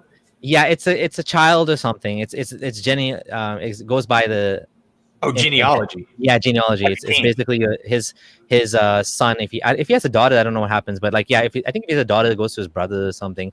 But I mean, it logically makes no sense how like this God spirit goes from father to son to brother, like, because he's like the light of God, right, in Ismailism. So, and again, this is a very minority sect, so they don't have this issue, but majority of Muslims have this problem that, like, which scholar do I trust? Because how do you know which scholar to trust? Oh, they always say go by a reputable scholar. That's why I can't trust that. Like when we look at the scientific process, if a scientist comes out and says that this is the best way to treat this problem, then other people go, prove it. Show me. It's not your opinion that I care about. It's the evidence of what you can prove. So be it a medication, the best way to, use gas in a vehicle, is X chemical safe for treatment inside of a home? Like all of those things can be tested, repeated, and then we can use that as a prediction for how this thing's going to react. It's not up to an individual's opinion. And that's where my problem is with religion is it's there's no way to know who's right and who's wrong. There's no way to test it. And there's no authority that you can go to unless you have, Mr. King to go ask.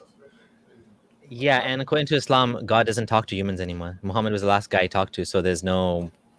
Do they not have... So God threw his hands up, like, so done. You know how Christians will claim, like, person was in the hospital and that person was healed by God and that's why they survived?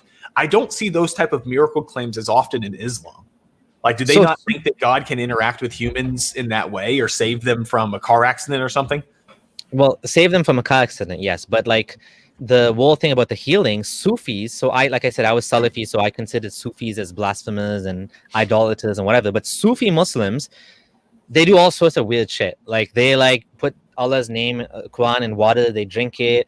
There's this one guy. It's the silliest thing I've ever seen in my life. I mean, I'm sure there's sillier things, but like this guy, oh my God, it's so funny. He takes, oh my God, it's so hilarious. I can't even tell you guys. So he had this boiling hot water, oil. He dips his heel in the boiling oil, like it's not boiling anymore, and he rubs it on people's tummies and he heals them like that. It's so weird. Like the first time I saw this, I couldn't believe what I was seeing. Like, what? I mean, that again sounds like Christians. Like the more I study Islam or other religions, it's like, okay, so that's like Christians, because of course I grew up Christian, so I can identify with it. I don't see Islam much different, like they have their little sects that do weird stuff. Like the Christians have dudes with snakes, there's. I want to address one thing, which is this notion of self-defense, because many Muslims will excuse violence by saying, "Oh, well, we're just defending ourselves from the threat of other people." But that becomes almost meaningless when you take, again, pure criticism of the religion, words, drawings, as an attack. You're trying to defend yourself against. The support for the burning of embassies over the Danish cartoonist and the violence that resulted from that, in the claim that response was self-defense, killing people, burning buildings is an appropriate response for drawings, is just appalling. Yeah, this is something that I have a challenge with. I understand where it's coming from. I don't really have a good handle on that. Like, I know that like the Muslim world is definitely lagging in so many ways, and I think that unfortunately a lot of it's coming from the religious teachings. Maybe I can pose a theory to you. One reason why this might be the case is that when the printing press, and Yasser Qadhi has a video on this, and this intellectual, this political scientist, Hamid Abdul Samir, has spoke about this in his books as well. The printing press was banned by the Muslim ruler at the time, the Ottoman Caliph or whatever. And so what happened was, while the rest of the world was getting the benefits of the printing press and like widespread access to knowledge, the Muslim world was lagging behind, and they were like still handwriting everything because they wanted to make sure that, you know, I don't know, they had some dumb reasons for it, but they didn't want the Quran to be printed by just anyone or something stupid like that. So this was a major reason why the Muslim didn't know that the printing press was going to be invented. They didn't tell them what to do. So this caused the Muslim world to lag behind. And I do think that the dogma itself is very burdenous on the population. Like Ramadan every year, and it's a lunar year, so it goes back 10 days every year. It's 30 days of fasting and praying, and not, you know, it's a burden. And most of the time during that month in Muslim countries, the workday is shorter. People shut down, you know, the offices, and people are sleeping in, staying up all night praying. And obviously this is going to have a material impact over 1400 years. Yeah. It's going to, and so the Muslim societies have, cease. The Islamic Fascism by Hamid Abdul Samir, he nails this topic. He talks about how the Muslim world became more insular, how the printing press actually was another downfall, how the dogma, you know, how this us versus them mentality that the Quran teaches, which is very predominant among Salafi Muslims, that this, you know, you guys are the kuffar and we are the Muslims. I mean, I was even hearing things like, you should live in a Muslim country, you should migrate. And I actually looked into, like, you know, leaving Canada and going and living in Saudi. I visited Egypt for 9 months, and I decided I didn't want to live there because it was terrible. And the funny thing is, many other Canadian Muslims said the same thing, like, oh, I missed Canada so much, it was so nice. I'm like, why? And like, oh yeah, so many things. But anyways, have you visited Mecca? Yes, I went for Hajj, not the full Hajj. I went for a mini Hajj, which is called Umrah. And so I went around the Kaaba 7 times and all that. And when I first saw the Kaaba, I was just kind of like, a lot of people told me, when you see the Kaaba in Mecca for the first time, you're going to cry. And so I'm like, okay, I'm going to cry. And I looked at it, I'm like, not crying. It's just a regular, and it's kind of smaller than I thought too. I'm like, this looks like a regular building. Like, I don't see any. Did you feel like something was wrong with you? Like there was a I was kind of disappointed. Yeah, I was kind of disappointed. Other people around you were having that experience and you're not. I mean, my family members, I don't think anyone cried. I was just kind of disappointed with myself. I'm like, damn it, like I wanted to cry. We have a thing in Catholicism that's called adoration. And in adoration, they take this gold cross and they take a piece of Jesus and put it in the cross. This is a literal piece of Jesus, okay? That it is his body that is placed in the center of this metal cross, and there'll be a room of people that are laying on the ground, like out or sitting, you know, laying down, whatever, and you pray while they carry this around the room. And it is literally Jesus, okay? This is literally the body of Jesus. And I remember sitting there, you know, when there'd be people like crying, some people have a weird reaction where they laugh, like, you know, all kinds of weird stuff. And I'm like, what's wrong with me? Like, I don't have any, like, you know, like I don't have this experience that all these other people are having. And that was actually one of the first times I started like diverging down a more skeptical path. Cause I'm like, what's wrong with me? What's wrong with them? You know, like what's going on here? You know, so it was a very weird experience. So I could imagine the same thing there where, you know, you have all these people around you that are, you know, having an experience that you're not. Yeah, I didn't think about it at the time much. I just like moved on. I know some people actually went for Umrah or Hajj and they left Islam over there because they were like kind of expecting something special to happen. And they're like, well, this is like, there's nothing happening. And I'm like, why am I even here? And some people actually have a crisis of faith in Mecca. I know there's atheists in Mecca, actually. Wow. But we didn't get a chance to talk about what I think about Muhammad. Ooh. Oh, yes. Yeah, that's good. Yeah. We didn't know. I thought we'd bring that up because I wanted to get into the kind of the Aisha thing. And the only reason I wanted to bring that up is not for the actual Aisha Muhammad thing, but more so the kind of the rhetoric that's spewed in defense of, right? So I'm not even like worried in this conversation about getting to the age or looking at the hadiths and things like that to confirm that. Like, if in the case of the Muslim that comes to me and is defending it, a lot of times they'll come in and they'll defend it in some way to where it was okay. Like, so in philosophy, we use things, well, I'll say, like, t equals 1 versus t equals 3, right? So at t equals 600 or whatever, wherever we're at here, it's okay for this to occur. And then at t equals 2021, it's no longer okay. And you're telling me that this is a system of objective of morality. That seems to be, now you have stepped into moral relativism, and that literally you're defining it that at t equals 600 it's okay, and t equals 2021 it's not okay. But it seems that it's worse, because if you posit Muhammad in the situation in 2021, it seems that they would now have to say it's okay for him to continue whatever relations that he did have in that same correspondence, showing that it's now subjective. So I don't know, long-winded. What would you say to that? And then maybe we bridge into Muhammad. There's so I'll tell you what the Muslim scholars say. So a lot of people assume that Islam cannot be reformed because of many of the things I just told you guys, like it's inherently violent and whatever, but that's not true. Muslim scholars have found ways to reform Islam without calling it reform, because reform is a 4-letter word in Islam, in the Muslim vocabulary, because Islam is perfect and Islam is preserved and whatever, protected by God and whatever. So what they do is they come up with different ways to do this. One is they say there's context, like you said, oh, there's, in that context, things were different, girls were getting puberty faster, whatever. The other thing they'll say is now very common, they'll say she's 19, and that's their way of reforming Islam. They're like, oh, we'll just throw out these hadith, which again, it's very inconsistent, because it's in the strongest collection of hadith books, and it's narrated by her herself that I was a child and I was 6 and whatever. But then there's another thing that Muslim scholars do, and this is less common.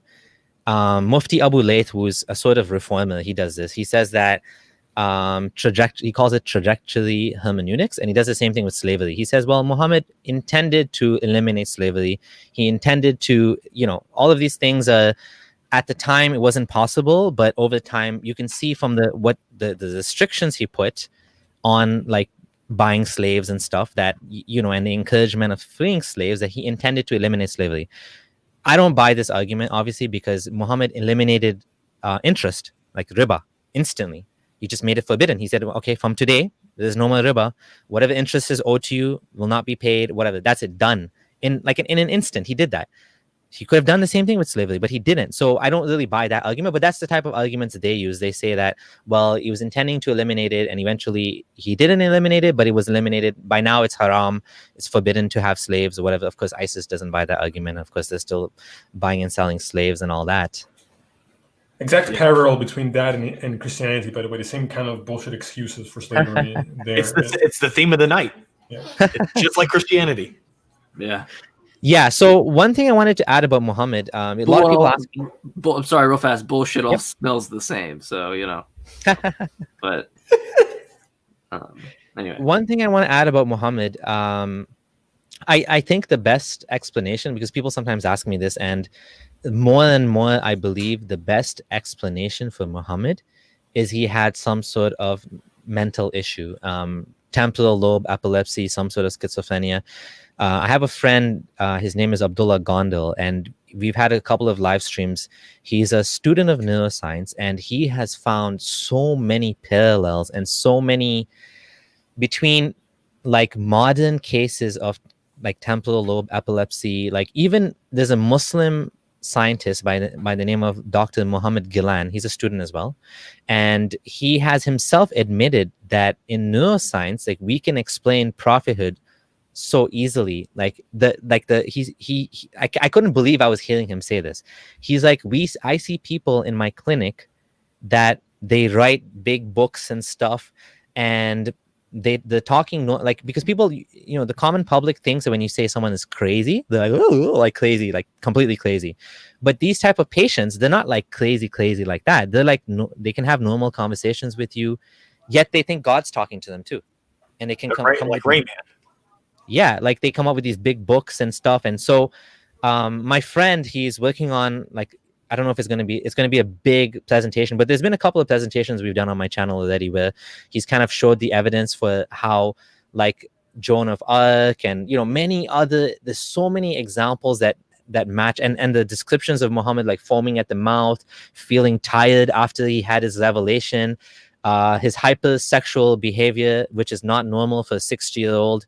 You know, there's so many things in Muhammad's life that perfectly match to someone that was experiencing this. Now, I do believe that he obviously used this for his own personal gain as well, because there's examples in his life where he played the prophet role and he got personal benefits from it. It wasn't just like, you know, he got revelation, like the revelations were self-serving at times, right? So I think that there's definitely some deceit going on as well, but I think a lot of it was just his deluded mind was creating these images, right? And I truly think that, like, a lot of what happened to him can be explained by neuroscience. That's what I think is the best explanation. Yeah, I would say the natural explanation there by default is going to always be a better explanation than one of which has really no appeal at all, which would be some supernatural claim. But yeah, Cease, what would you want to touch upon that? No, I think that's a great point, and I would assume that is the case for most of the stars of these religions and cults and this kind of approaches. It always comes from sort of mentally deranged but captivating people who, you know, can just get a following. You know, and you see that there are, you know, people like Charles Manson. Like, you know, if you're sort of charming enough and crazy enough to get people to buy into your bullshit, then it spreads like wildfire. And I wouldn't be surprised at all if, you know, what you just said is entirely true, that there's clearly some fundamental neurological issue there that is causing these things. But I did want to read a quick quote, kind of sort of as a bookend to what we just said, in terms of extremists and Islamophobia. I don't know if you guys ever watched the conversation that Sam Harris had with Ben Affleck years ago on the Bill Maher show, where, of course, Ben Affleck accused them of being racist and the usual bullshit. And Harris said the following. He said, at the center you have jihadists. These are people who wake up in the morning wanting to kill apostates, wanting to die trying for what they believe in paradise. Outside of them, we have Islamists who are just convinced of martyrdom and wanting to voice their religion on the rest of humanity. But they want to work within the system. They're not going to blow themselves up, but they want to change governments. They want to use the democracy against itself. This arguably makes 20% of the Muslim world. Now, you know, we can debate the percentages and the polls and whatnot, but to just say that the problem with Islam, culturally and otherwise, is just a couple bad apples, I think is to ignore what's really going on in the Muslim world. And one thing that particularly enrages me is this nonsense that, you know, it was Islam that first saw women as equals, when it's complete delusion. I mean, just open the fucking book, you know, and you clearly see that that's not the case. And we can go through the quotes at some point in this conversation if you would like to. But it's just complete, you know, I don't know, what would you say to that?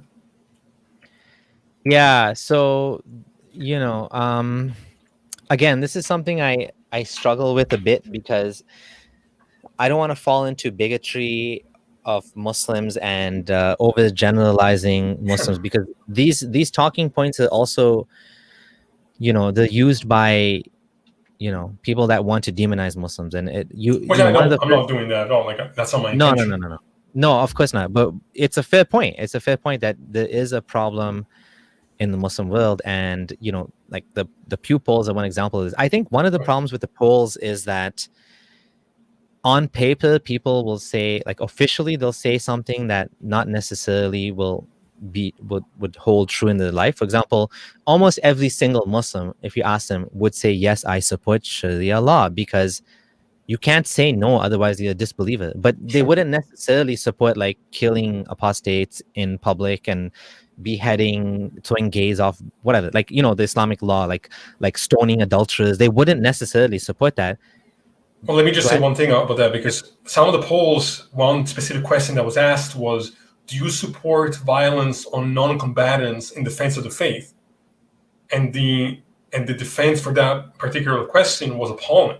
That was a question that was particularly about violence. Would you support violence against non-combatants if it's in the defense of your faith? So I think that maybe one way of looking at that is, if you asked a similar poll to Americans, would you support bombing countries in defense of rights? Or I think you might get a similar response. I think that, yes, for sure, Islam does teach a lot of bad things, but I don't necessarily think that Muslims are going That's a good point. you know what I mean? Like, Yeah. I don't think they would go out and, like, the trope that Muslims are like ready to go and murder anyone. I think it's a challenge for me, because I get death threats too. I haven't got any recently. I mean, I don't know about TikTok. There's so many comments I can't even read them.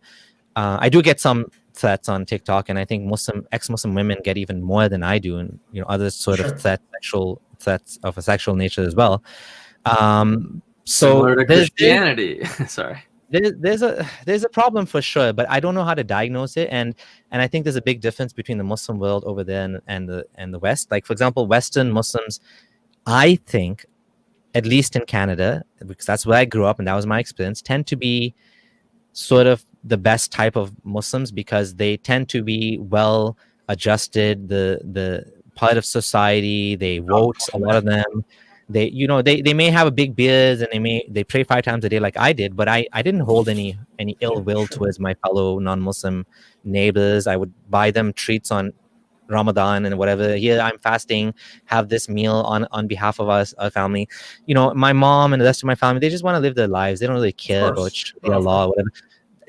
That's why I kind of have a hard time with these polls. And I do know that, like in Palestine, they voted for Hamas, right, which is an Islamic, and even Egypt, the Muslim Brotherhood won, right? And so how do you explain that? And I think in some ways these groups are, you know, part and parcel of the fabric of the society, and they do a lot of charity work. So Muslim Brotherhood is the one that's feeding the poor people and stuff like that. So when people see that, they also associate, they're going to vote for that party, because that party is doing the charity work, because the government's not doing it.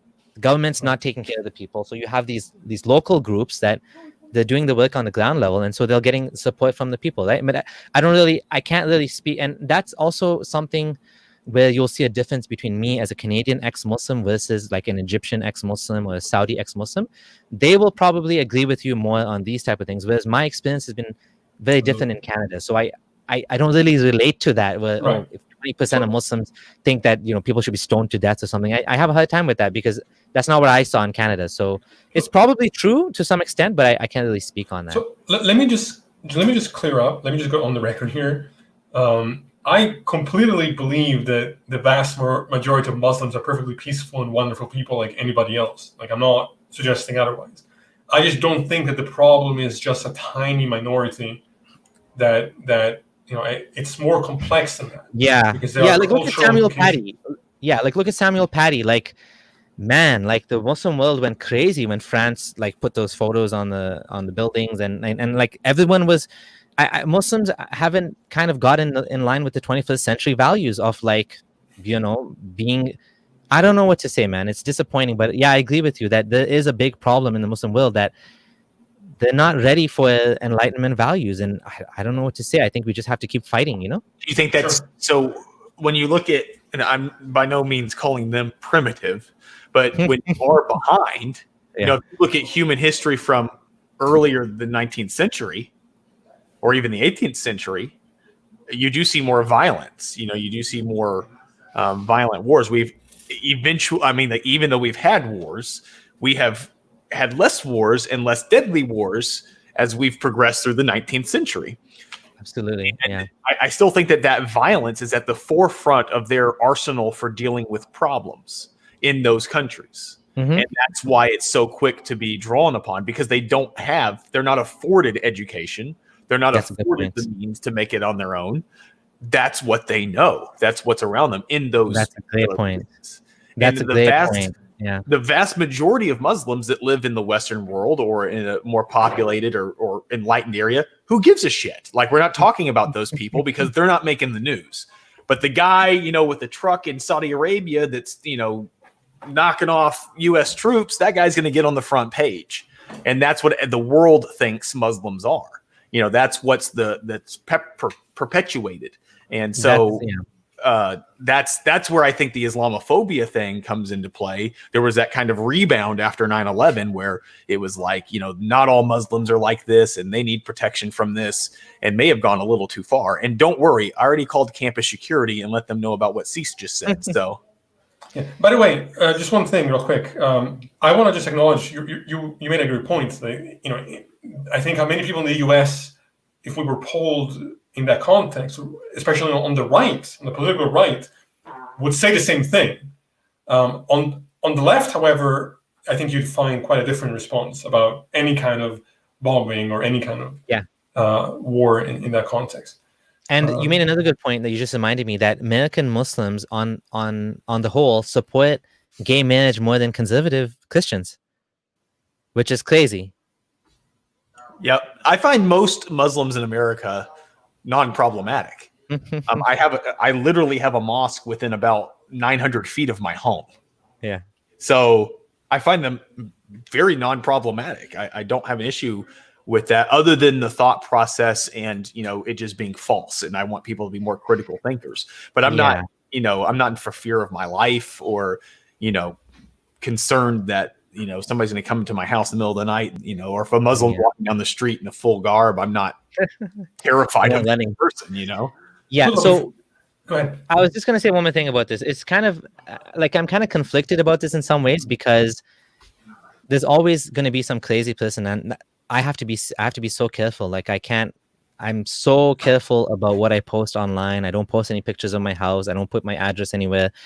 Someone tried to dox me just a few days ago, and they Googled Abdullah Samir, and they found someone in Toronto, like somewhere near, not really near where I live, but like in like 100 kilometers distance of where I live. And they posted it on the Exmuslim subreddit.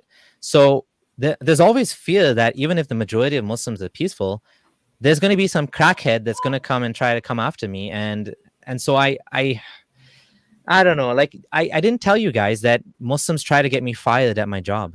Mm-hmm. Like, they called up my company, and like, this guy, Abdullah Samir, he's talking about Islam online and you should fire him. He's a bad example for you guys.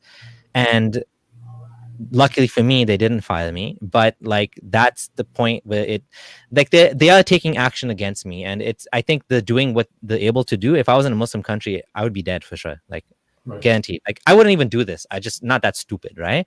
So there's for sure there's a problem, and there's another problem which I did kind of mention, which is, how is it that, and I kind of started talking about it, Graham Wood talks about this. How is it that an American white guy in the middle of rural Texas, John Georgalis, became one of the leaders of ISIS, one of the top freaking guys in ISIS, an American convert? His mom gave him a Quran, which was probably the biggest mistake of their life. The guy became ISIS in the middle of freaking white rural America. His dad's a surgeon or something. Like, the guy's not, like, he's from a good family. He just turned into ISIS. Like, so Islam has a problem. Like for sure, Islam has a problem. The text, the teachings, it's messed up, and it's a ticking bomb that's going to continue to exist forever and ever, and we're always going to have to keep talking about it, because it's never going to go away. ISIS, you kill ISIS, they're just going to come back.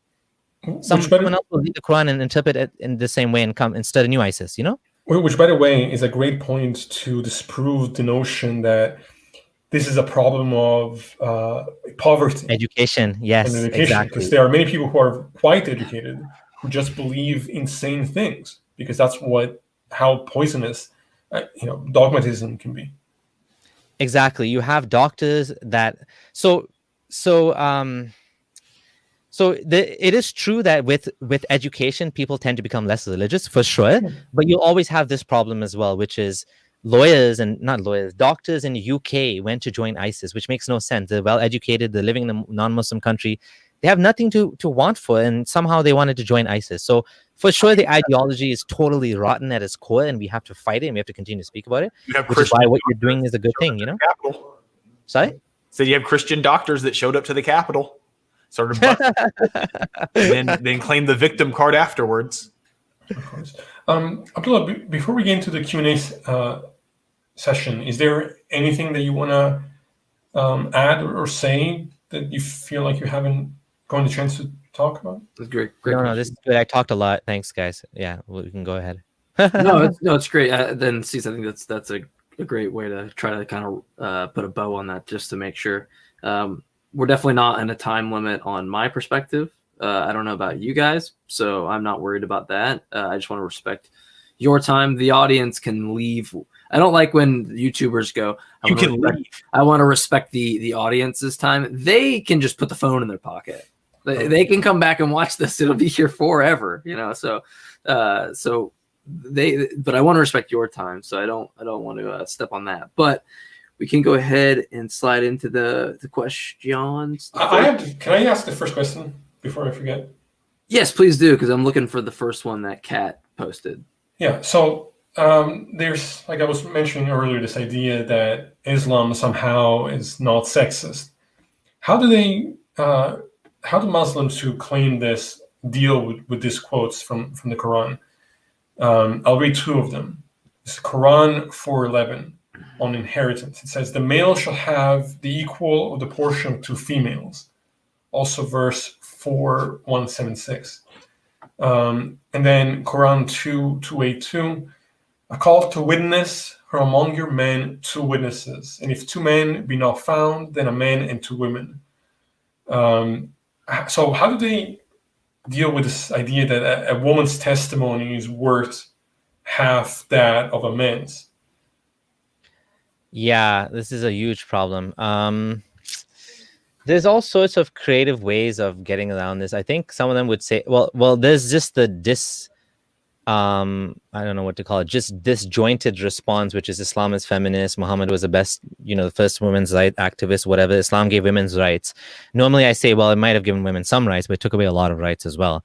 Right. And it's worth pointing out that the example they keep using is a woman that, like, she got wealthy because she was not Muslim. So Khadija, the first wife of Muhammad, who financed him and all of his dawah that he was doing to call people to Islam, her wealth came from her father, and she was able to be a businesswoman. Like a lot of things that under Islam she wouldn't even be able to do, which is kind of funny. In terms of, if you want to show my screen, in terms of the actual verse in the Quran about the half of the inheritance, I don't know how they get. I think what Muslim apologists would say is, well, and I used to think this too, that, well, at least it's set up in such a way that there's no fighting. So when someone dies, you don't have any disagreement on who gets what. Everyone just gets this specific amount. The son will get this much, but of course, if you have an adopted son, they get nothing.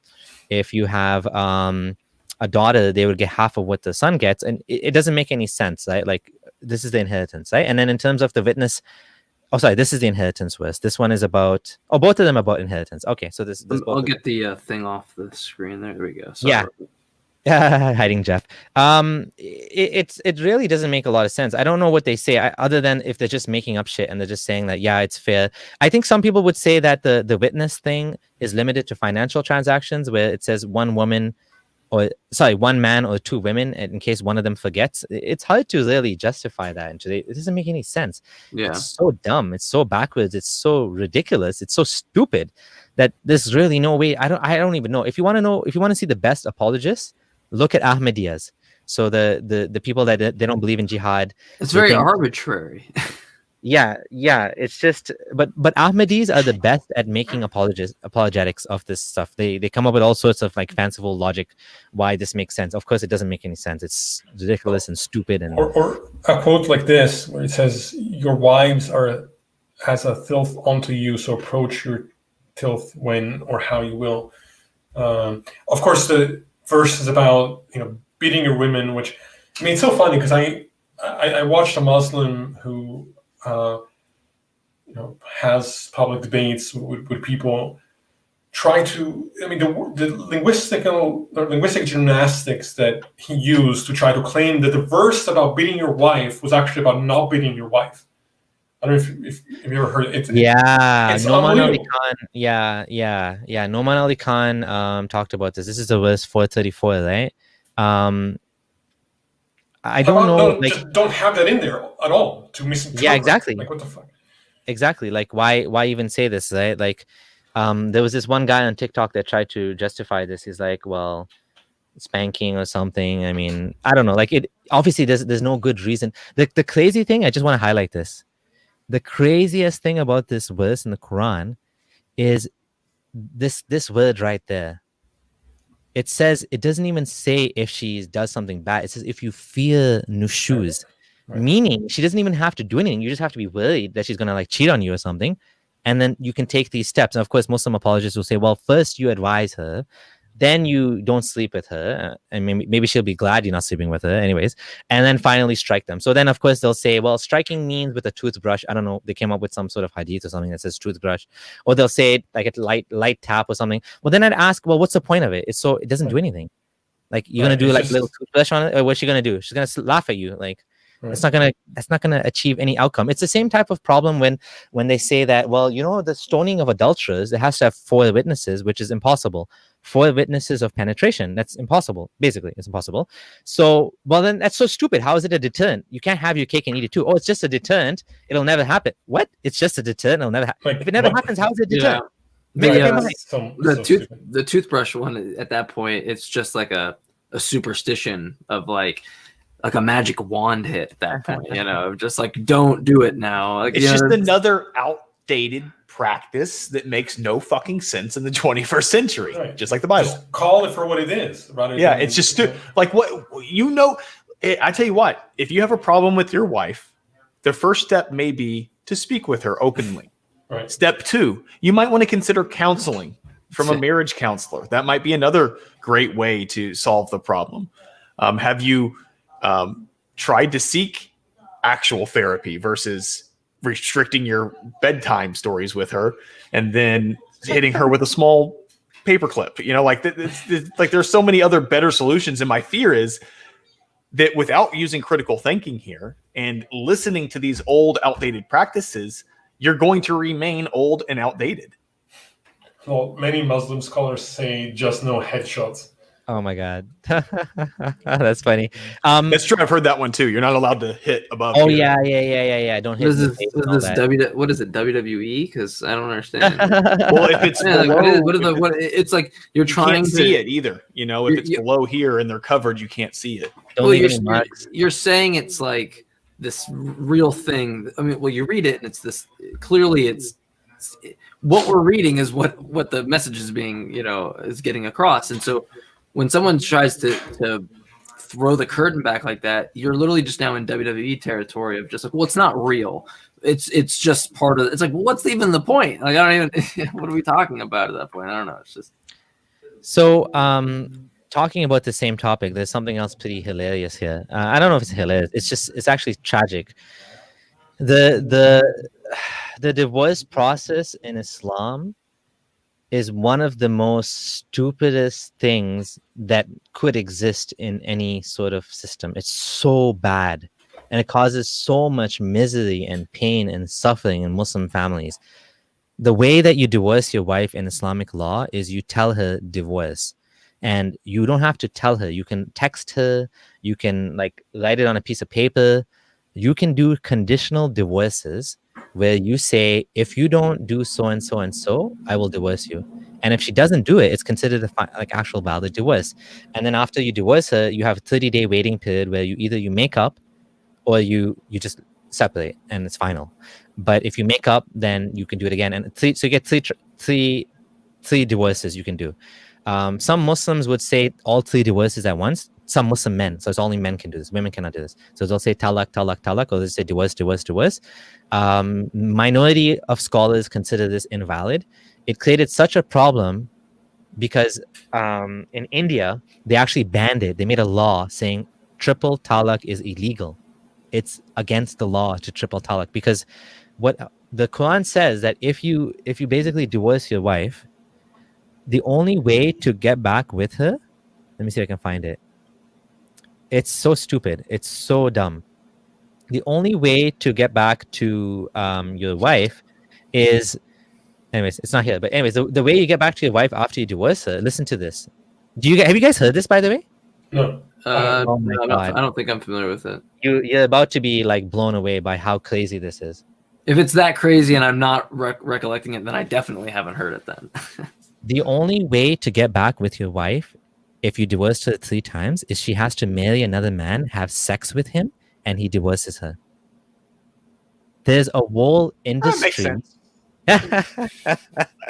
There's a whole industry for this in India called halala, and what they do is it's not allowed. It's not allowed, but this is a workaround. They basically have imams that'll marry your wife, sleep with her, and then divorce her. So it's so freaking messed up. What is it about every religion? It's just some sort of way for some dude to have more sex with multiple women. Like, so this is not allowed. Cult, yeah, every single one of them. It's always the same drive: power, money, sex. Like that's. Yeah, that's for sure. That's for sure the motive in Islam. I think. Hey, listen. I know you had a problem with your wife. Here's what we're gonna do. God told me, you divorce your wife. I'm gonna sleep with her, okay? And then you can remarry her. All right? Like that's the idea. Now, everybody. I'll do this. I'll do this for everybody. I'll just do it myself. I'll have sex with all of your divorced wives. Yeah. You know, like that's the best way for this to be resolved. I'm sorry. I'll do it. God told me. Yeah. And to be fair, this is not allowed according to most scholars. They don't allow you to do this because this is just working around. I think what happened was Muhammad it's so stupid. He made divorce so easy, and then he's like, shit, all these men are divorcing their wives. So how do I fix this? Oh, I know. I'll make it crazy so that if they do it, then it's going to be impossible to get the wife back. So problem solved. I make it super easy to divorce, but then I make it super hard to get back with her. So now they're not. It's just a crazy person who made this up. Like it's so stupid, right? Yeah, it doesn't make any sense. Before the question goes away, because on StreamYard it only has a short thing there. Mama Bear asked 2 questions. I'm going to compile them into kind of one. Yeah, we talked about this one already. Yeah, we did. That's right. She did do that. Yeah, one. I just said like Okay. lapsed Muslim, Cats. agnostic Muslim, not practicing Muslim, whatever. That's right. Cultural Cats Muslim, was yeah. the one that I had. Here it is. Cats was, what do you say to Muslims that have an issue with infinity or entropy? I don't understand the question. I think she's going with like whether or not maybe that potentially like their position would conflict with a notion of infinity or I think she's referring to the Kalam argument. Oh, Muslims use Kalam argument. Yeah, that's what I mean. Like the idea that there has to be a beginning because infinity doesn't make sense. And so I could be wrong, but I think that's.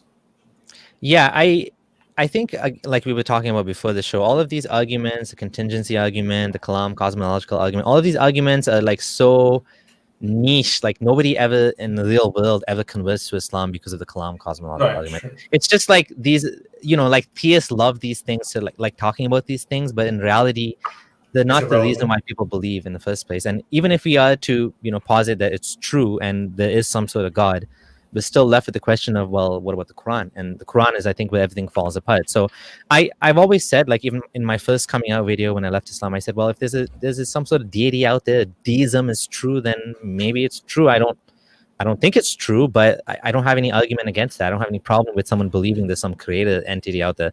But I do have a problem with saying that created entity has some sort of will, that he spoke to us and communicated with us, that he cares about how we live our lives and he's going to punish it. None of that stuff makes sense to me. But if there's some sort of created, I don't know.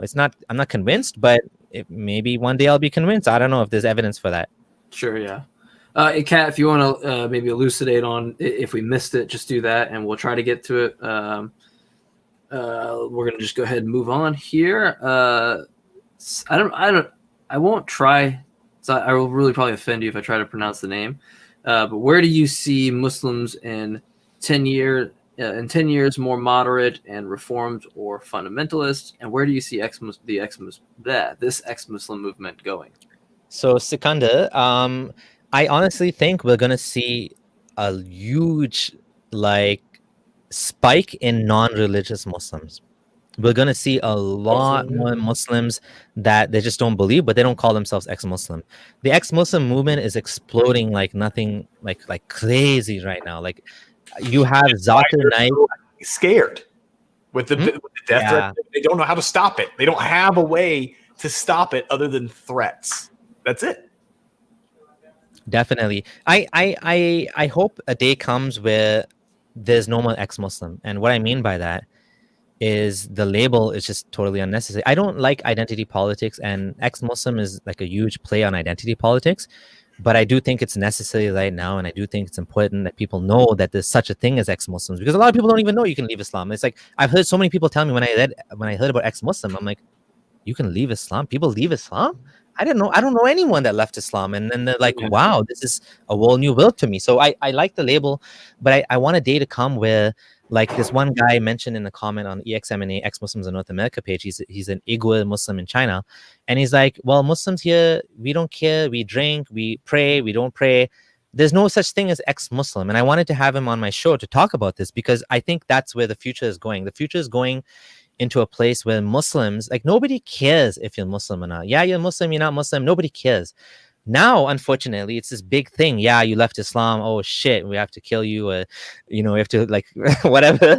But I'm hoping the day comes that it's just not going to be an issue. And if that's my dream. Kill us all. If there's more, the more there is, the better. But yeah, there's like, so I was trying to organize a debate with Ali Dawa and Noodle. Oh my God. It was becoming a big issue because of every time she would agree to something, there would be a group of people that would harass the shit out of her for accepting a debate. And she doesn't care. I mean, she's going to do it regardless. Like, she gives two shits about what they have to say. At the end of the day, she's pretty solid. Like, I'm pretty impressed with her resolve in the situation. But they never have a good reason to exit the debate. They always make shit up. They don't like the premises. She has to have her face uncovered. There has to be a open dialogue exchange during some point. Like, they just kept changing the rules throughout that. They don't want to debate her. They never had the ability to debate her. They just want to drag her name through the mud and make it look like she's weak. Like, that was the entire ordeal. That seems to be their, like, way to deal with criticism, is to not actually attack the criticism, not attack the argument, not disprove the argument. It's, you're an idiot. You don't know what you're talking about. You don't understand Islam. You were never really a Muslim. And the only reason you're doing this is because you hate us, or whatever. And they don't ever consider that possibly their argument just might not be good. Even if you disprove their argument, they always claim victory. It's just, they're the Donald Trump of apologetics. It's just claim victory and move on. Yeah, I have my own story with Ali Dawa. I don't know if you guys know. Back when I first started doing this thing, Ali Dawa, is being cocky and his usual self, and he's like, "Oh, you're not a real ex-Muslim." And of course, he always picks on ex-Muslim women, right? So I jumped into the Twitter conversation. He had no idea who I was, and he's like, "Oh, you're not a real ex-Muslim. You're not a real ex-Muslim either. You were never Muslim." And he didn't even know who I was. And then he's like, "Okay, I'll debate you," and then someone must have told him who I was, because he immediately backed off. And he's like, "I'm not going to debate you." He's like, no, I'm not going to debate you. You want clout. He's like, you want fame. When you get 100,000 subscribers, then I'll debate you. That's what he said. And then he just blocked me on Twitter. So I heard a story that he went to a physical debate one time with someone else. And when he showed up, he realized that the guy that he was debating was like taller than him and bigger. And so he left. I mean, just a complete coward and a liar. And I mean, there's videos of him being recorded trying to make excuses for pedophilia, if I'm not mistaken. Giving his 9-year-old daughter as a wife or allowing his 9-year-old daughter to be married. I think, yeah. You know what? He says a lot of like really disgusting things about ex-Muslim women, especially. So I think he's most afraid of ex-Muslim women. Sure. Let me tell you one more quick thing. I don't want to go on for too long, but there's a channel called SC Dawa, the Speakers Corner Dawa, and it's so funny. They had this thing where they're like, call in. We want atheists to call in, and that's not a good idea. I tried to call in.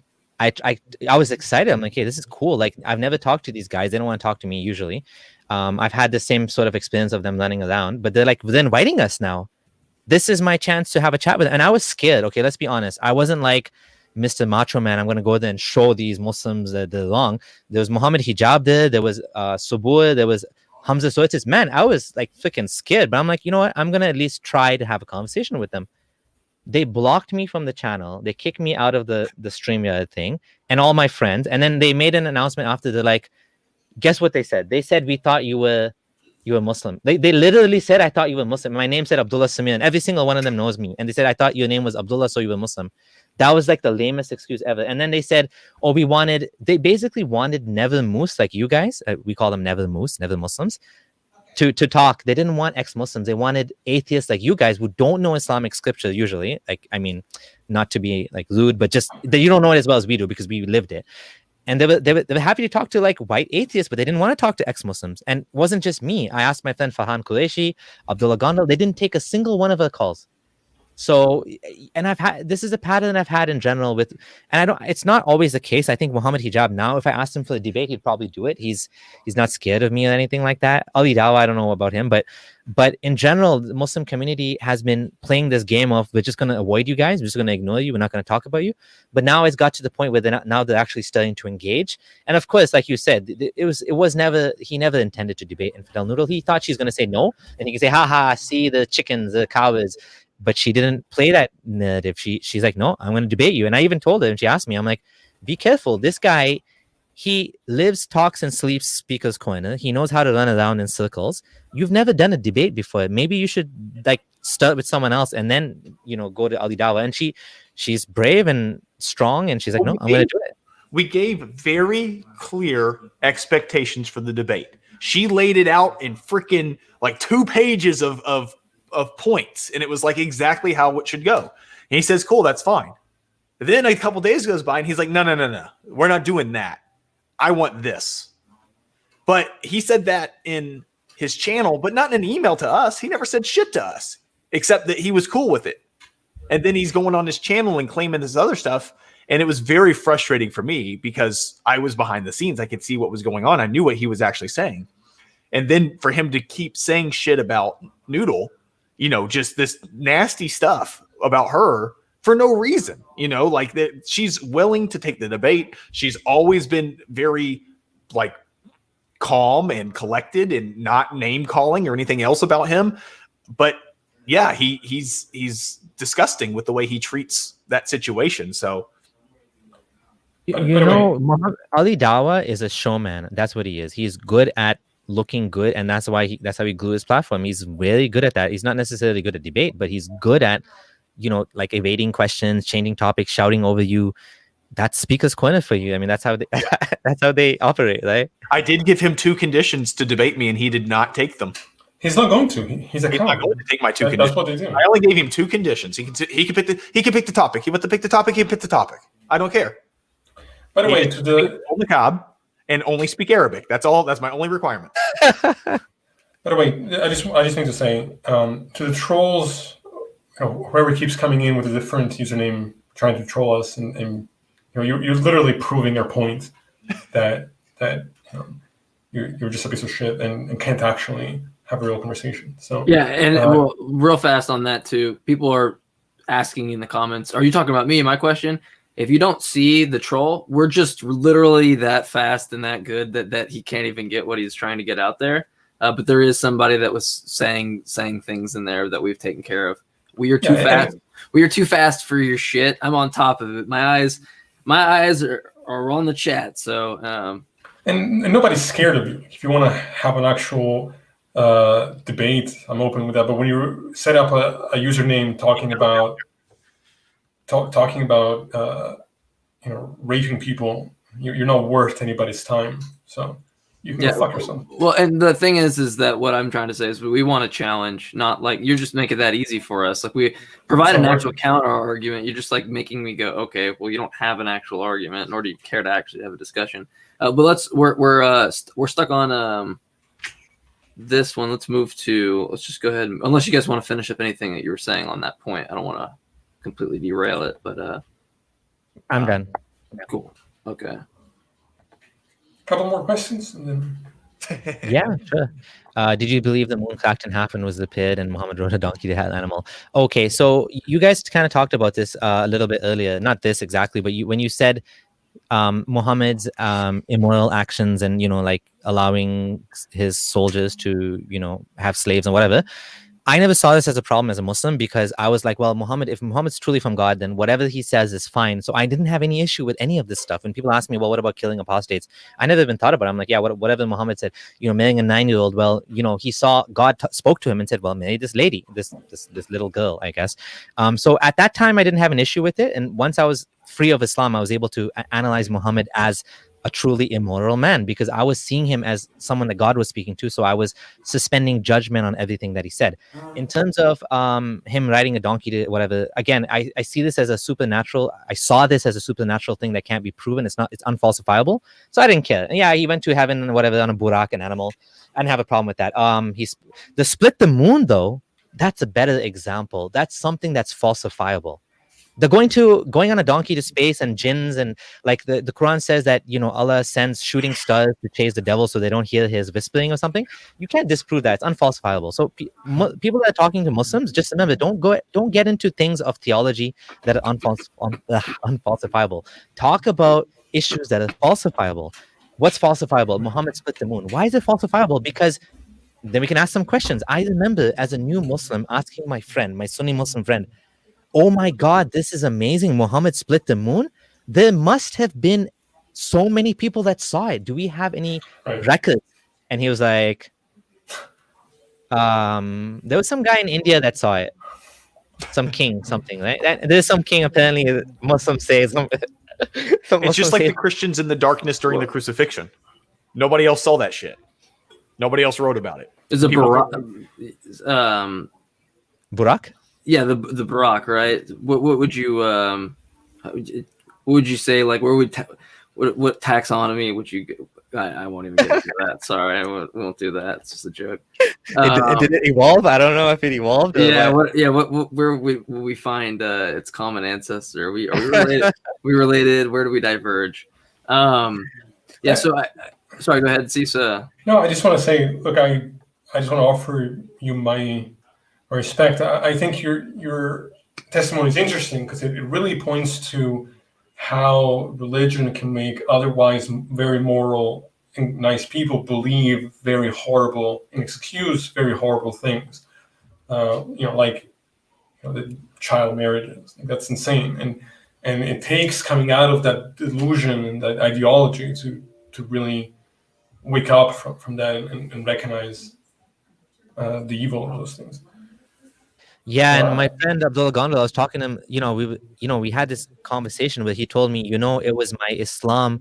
Like, I was always liberal, but it was my Islam that was holding me back from like being okay with, a lot of things. And only now when I left Islam, I'm like free. And it's exactly the same way with me.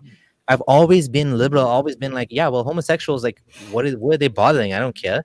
And like, God made them that way. And so what's the problem? But I'm like, no. God doesn't like that. And it was a cognitive dissonance for sure. But once I left Islam, I'm like, damn, I mean, all of this stuff now makes sense to me because I was just holding it back because the religion was kind of like making me have those positions. I think there's many good people that are conservative religious believers that if they only let go of the religion, they'd be, normal, much better off. Yeah. The whole world would be better off. I can remember justifying weird stuff in my mind, when I was Christian and doing that cognitive dissonance. So here's a question: it's not a good thing. Everybody, you do it when you play. Like, who hasn't gone outside and like shot about? If I make this shot, this girl's gonna go out on a date with me. Like, and then you miss the shot, and you're like, actually, oh well, I did as a kid. I don't know if anyone else would do that. I didn't have religion, so my bias and stuff would be like, if I make this shot or I do this, like this will come true, right? This like this manifestation style thing. It's like, and then even if I missed the shot, I'd be like, well, he got the ball back and there's 2 seconds left and he shoots, right? Like there would always be some thing for me to appeal to there. And like that was the type of reasoning that everybody is a victim to. Like we're a victim of pareidolia. We're a victim of all these types of things where we see patterns and numerology can creep in. And so I relate so much to that kind of like reinforcement of your belief in that way, I guess. Here's one question. What do you guys think of Pakistan defending keeping the blasphemy law? Stupid. Obviously, it's horrible. Yeah. If you're not allowed to criticize something, you should question why that is. Yeah, I mean that's fascism, straight up. Yeah. That's just. Who was it that said something to the effect of like, if you want to know who's oppressing you, see who you can't criticize. Right. Yeah. Well, I don't know who said it, but that's great. Well, I know I want to be respectful to Abdullah's time. Yeah. So let me get the last question here. I'll choose them. I apologize for if I didn't get your question answered. But there was somebody that I wanted to give it to you from because he seems to be a follower of yours, and he didn't know he had a question. Then he had one. Here we go. Boom. I think it's a good way to end on it. Or Dolly, I'm sorry, I called it him. I apologize, Dolly. Whatever you. How dare you? Yeah, I apologize. I shouldn't have assumed. But how atheists in Muslim countries fight the apostasy laws and change it? Yeah, I believe Dolly is an ex-Muslim in Egypt and is one of my supporters. So thank you for the question, Dolly. The question was, how do atheists in Muslim majority companies fight the apostasy? I think just that's a tough one, right? I mean, you do what you can within the realm of the law to make an influence however you can without getting killed.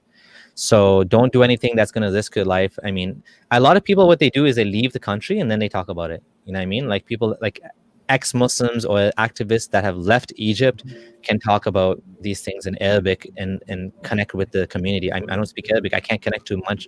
Like Hamid Abdul Samir, as you definitely know him, he's one of the heroes of the Enlightenment, in my opinion. And he's done so much work. And obviously he's under constant 24/7 surveillance. He's in hiding somewhere in Germany.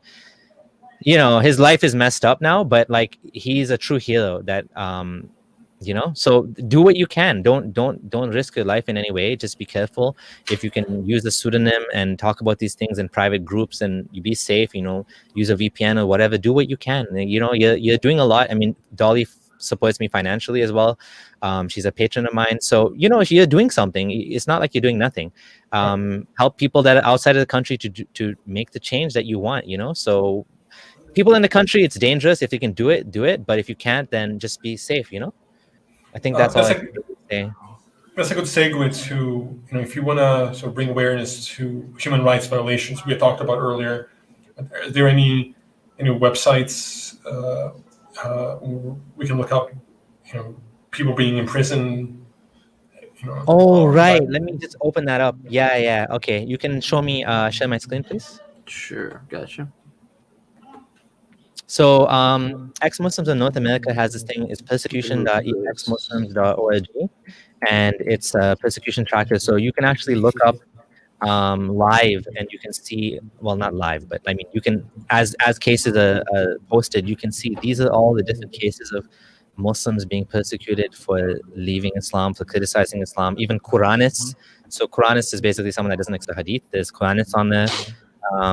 Like there's people that are like academics of Islam that have questioned certain things about Muhammad, Muslims, and they are, I'm hearing an echo, and they are they've been basically jailed or whatever. So yeah, this is an amazing website that has all of these details, an amazing project of ex-Muslims of North America. So do check it out. I think that's it's a great resource for anyone that's doing research on this topic. And you can actually submit your own persecutions. I know when they first turned it on, people spammed it and they put all sorts of garbage on there. But yeah, do check it out. And if you know of a case that's not on here, Rahaf Muhammad she's now in Canada. Yeah, do post the details, and the team will look at it and get it on there.